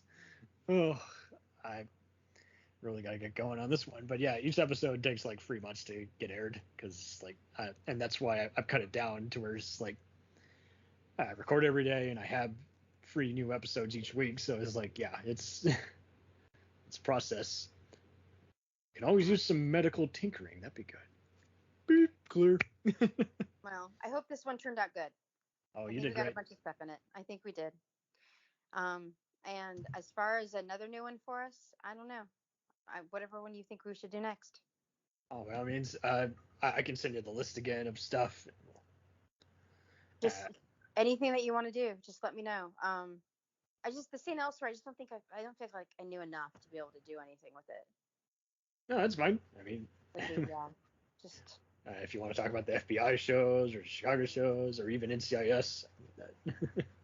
Trying to think what else would be. I think we should do one on House. Yeah, let's do House. House and Scrubs. Yeah. Let's do House. All right. I am going to get going. You think do we just sign off or anything, or do a sign off thing? Yeah, just talk to you later. Okay. So you want to start it off, and I'll just kind of follow with Jen you. Chambers has spoken. Yeah. Jen Chambers has said, I'm tired. So I have decided that ER is a really good show, and it helped me a lot, especially when I had colicky babies, and I would just rock them and watch ER, and I was a happy camper. So thank you, ER, for giving me pleasant nights and great writing and wonderful actors, and I just enjoyed all the episodes they had, and I loved it. It was good. It was good genre. Very good genre. How about you? It was most excellent. It was most excellent. Good writing, good directors, good acting, good teamwork. We can mock it now, but it's going to be, you look at all the other 90s to the 2000s shows, it's one of the few that really aged way better than so many other ones. And again, I mean, I think there's always some audience for it, because there's just always people who just love the excitement and everything. So and it's good to see, people popping up in other shows and saying, I remember him. He was on there, and he got his start on there, and something that we want to see later. Hopefully we can, maybe, like I said, maybe we'll see it on Pluto. Reruns. Gotta love reruns. We'll return after these messages. Hey, feeling down? Feeling low? Not enough podcasts about movies in your life? Why not try... They must be destroyed on sight! The new Podcast Cure-All, sure to get you right with the world and on a path to better living. We have exploitation, we have Italian horror, we have zombies, we have slashers, we have crime films, we have spaghetti westerns, we even have sci-fi and sex comedies. So take a dose of... They must be destroyed on sight! as needed and let the hosts, Lee Russell, Daniel Harper, Paul Romali, and the odd guest host cure what ails you. Warning, may cause atrophy, African consumption, black fever, bone shave, chin cough, colic, cramp colic, dropsy of the brain, elephantitis, grocer's itch, jaundice, mania, miasma, mortification, palsy, Pott's disease, rheumatism, scurvy, St. Anthony's fire, summer complaint, and worm fit in some people. Consult a physician before listening.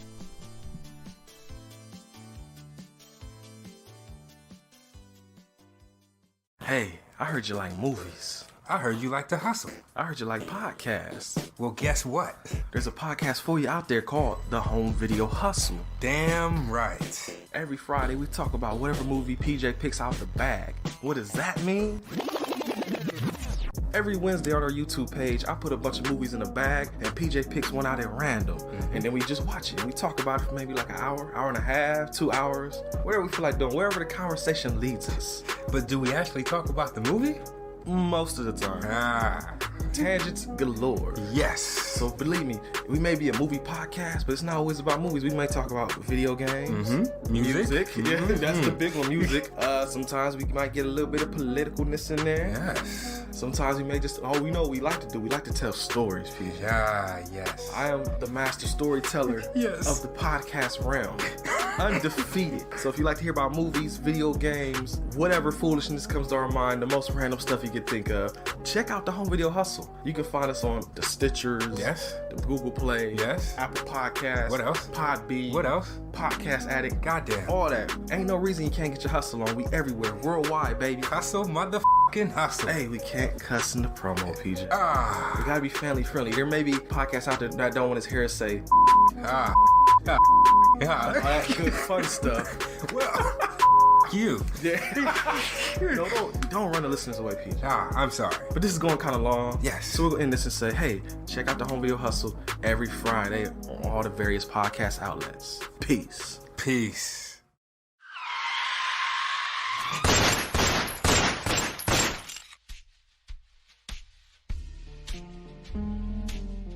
As far back as I can remember, I always wanted to be a gangster. And while Witch didn't make it to the top of the world, he did make the Gangs of Hollywood podcast. So join the gang and enjoy a movie review podcast about movie gangs, gangsters, mobsters, and the mayhem they cause. You can find GOH Podcast on Facebook, Twitter, and Instagram at GOH Pod at www.gohpod.com, as well as your favorite podcast listening app.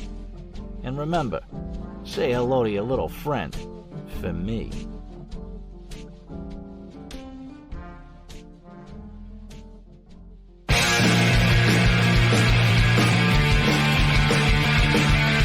If you take two old punk rockers who are past their prime, put them in front of a movie screen and give them a podcast, what do you get? Cinema Punks. Cinepunks. It's the mixtape of movies.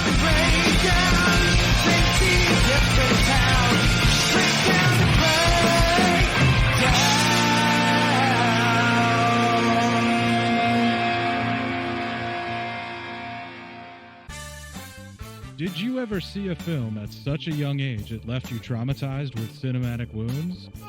Necrophilia. It's a dead issue, man. Don't push it. Cinema Psyops is a weekly podcast documenting an ongoing experiment on the mind of an unwilling test subject.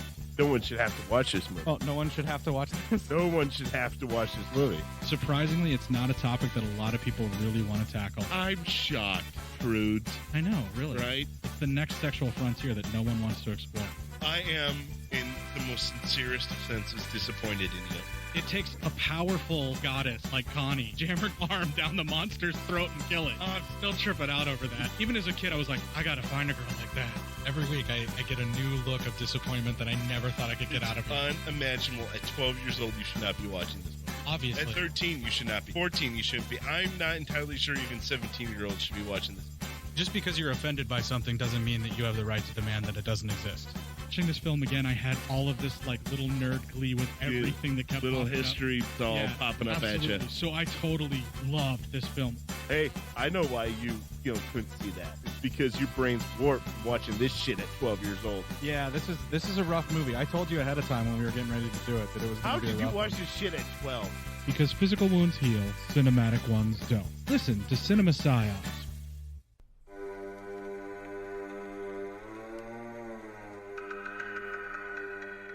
Hey everybody, I'm Corey. And I'm Zach, and we're the hosts of Podcasting After Dark, a cast dedicated to late-night horror and sci-fi of the 80s and 90s, often found on HBO and Cinemax. You know, the movies your parents didn't want you watching as a kid. You can find us every other week on Apple Podcasts, Spotify, Podbean, and Stitcher.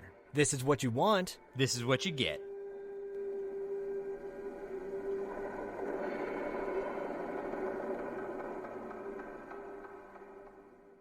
It's time, let's check our cue, baby.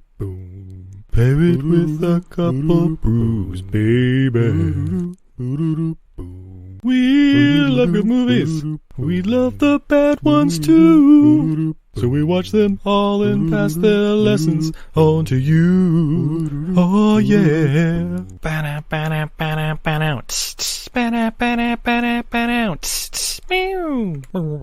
Everything I learned from movies helps to make life a little bit groovy.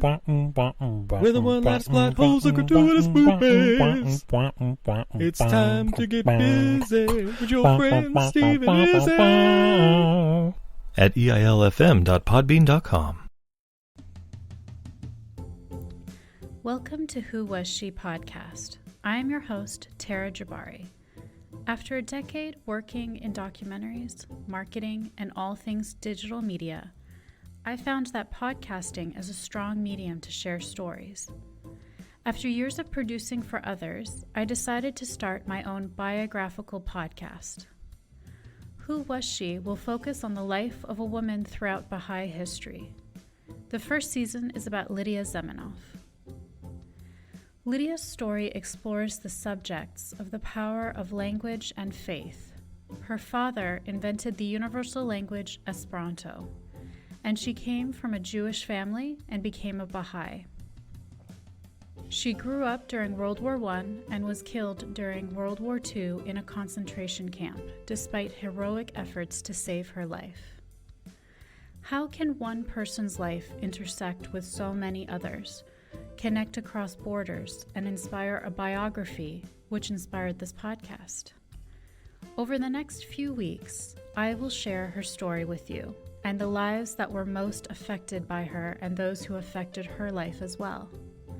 They include her father, Ludwig Zamenhof, her spiritual mother, American journalist Martha Root, and the Baha'i German soldier Fritz Mako, who worked for the resistance undercover while having to serve the Nazi Party.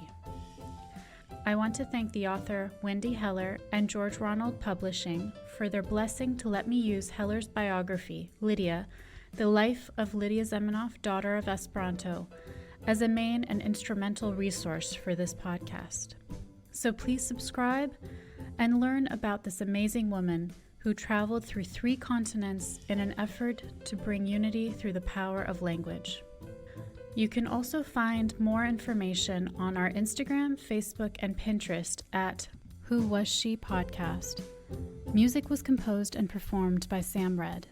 I am your host, Tara Jabari. Join us next time as we begin our journey about Lydia Zamenhof.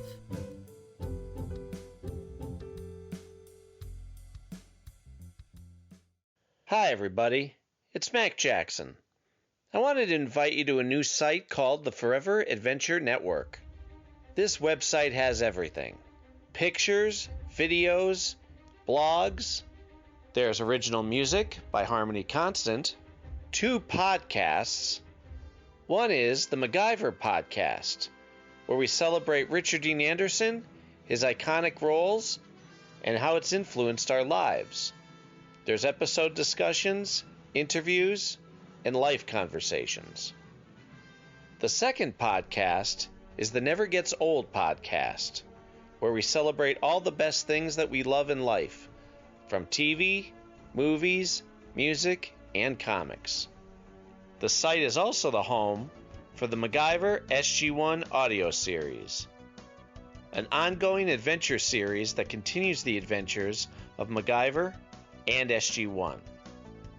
There are also multiple stores to choose from for all of your pop culture and adventure needs. Come on by and check us out today. And thanks for joining the adventure. Are you sick of the same old stale podcasts?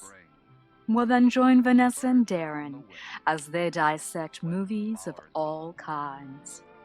The two lifelong cinema lovers bring their favorites, curiosities, and first-time watches to the operating table and inject them with a healthy dose of snark.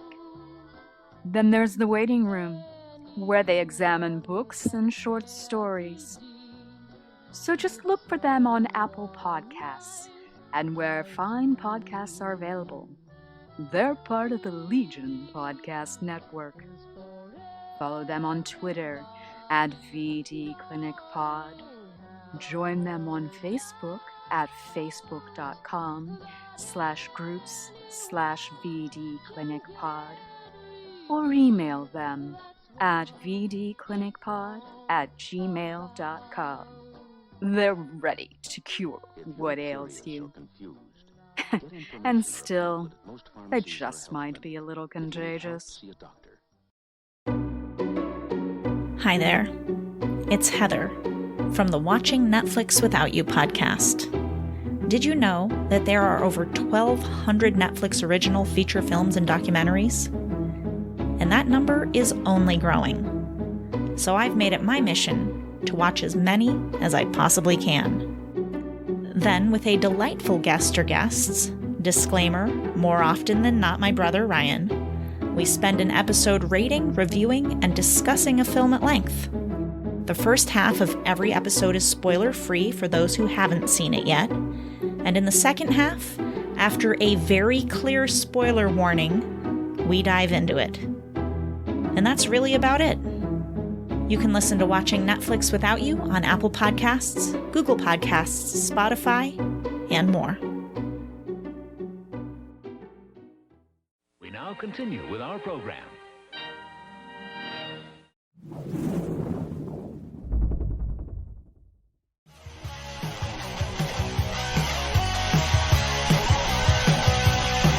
Follow us on the web on Facebook, Twitter, and Instagram.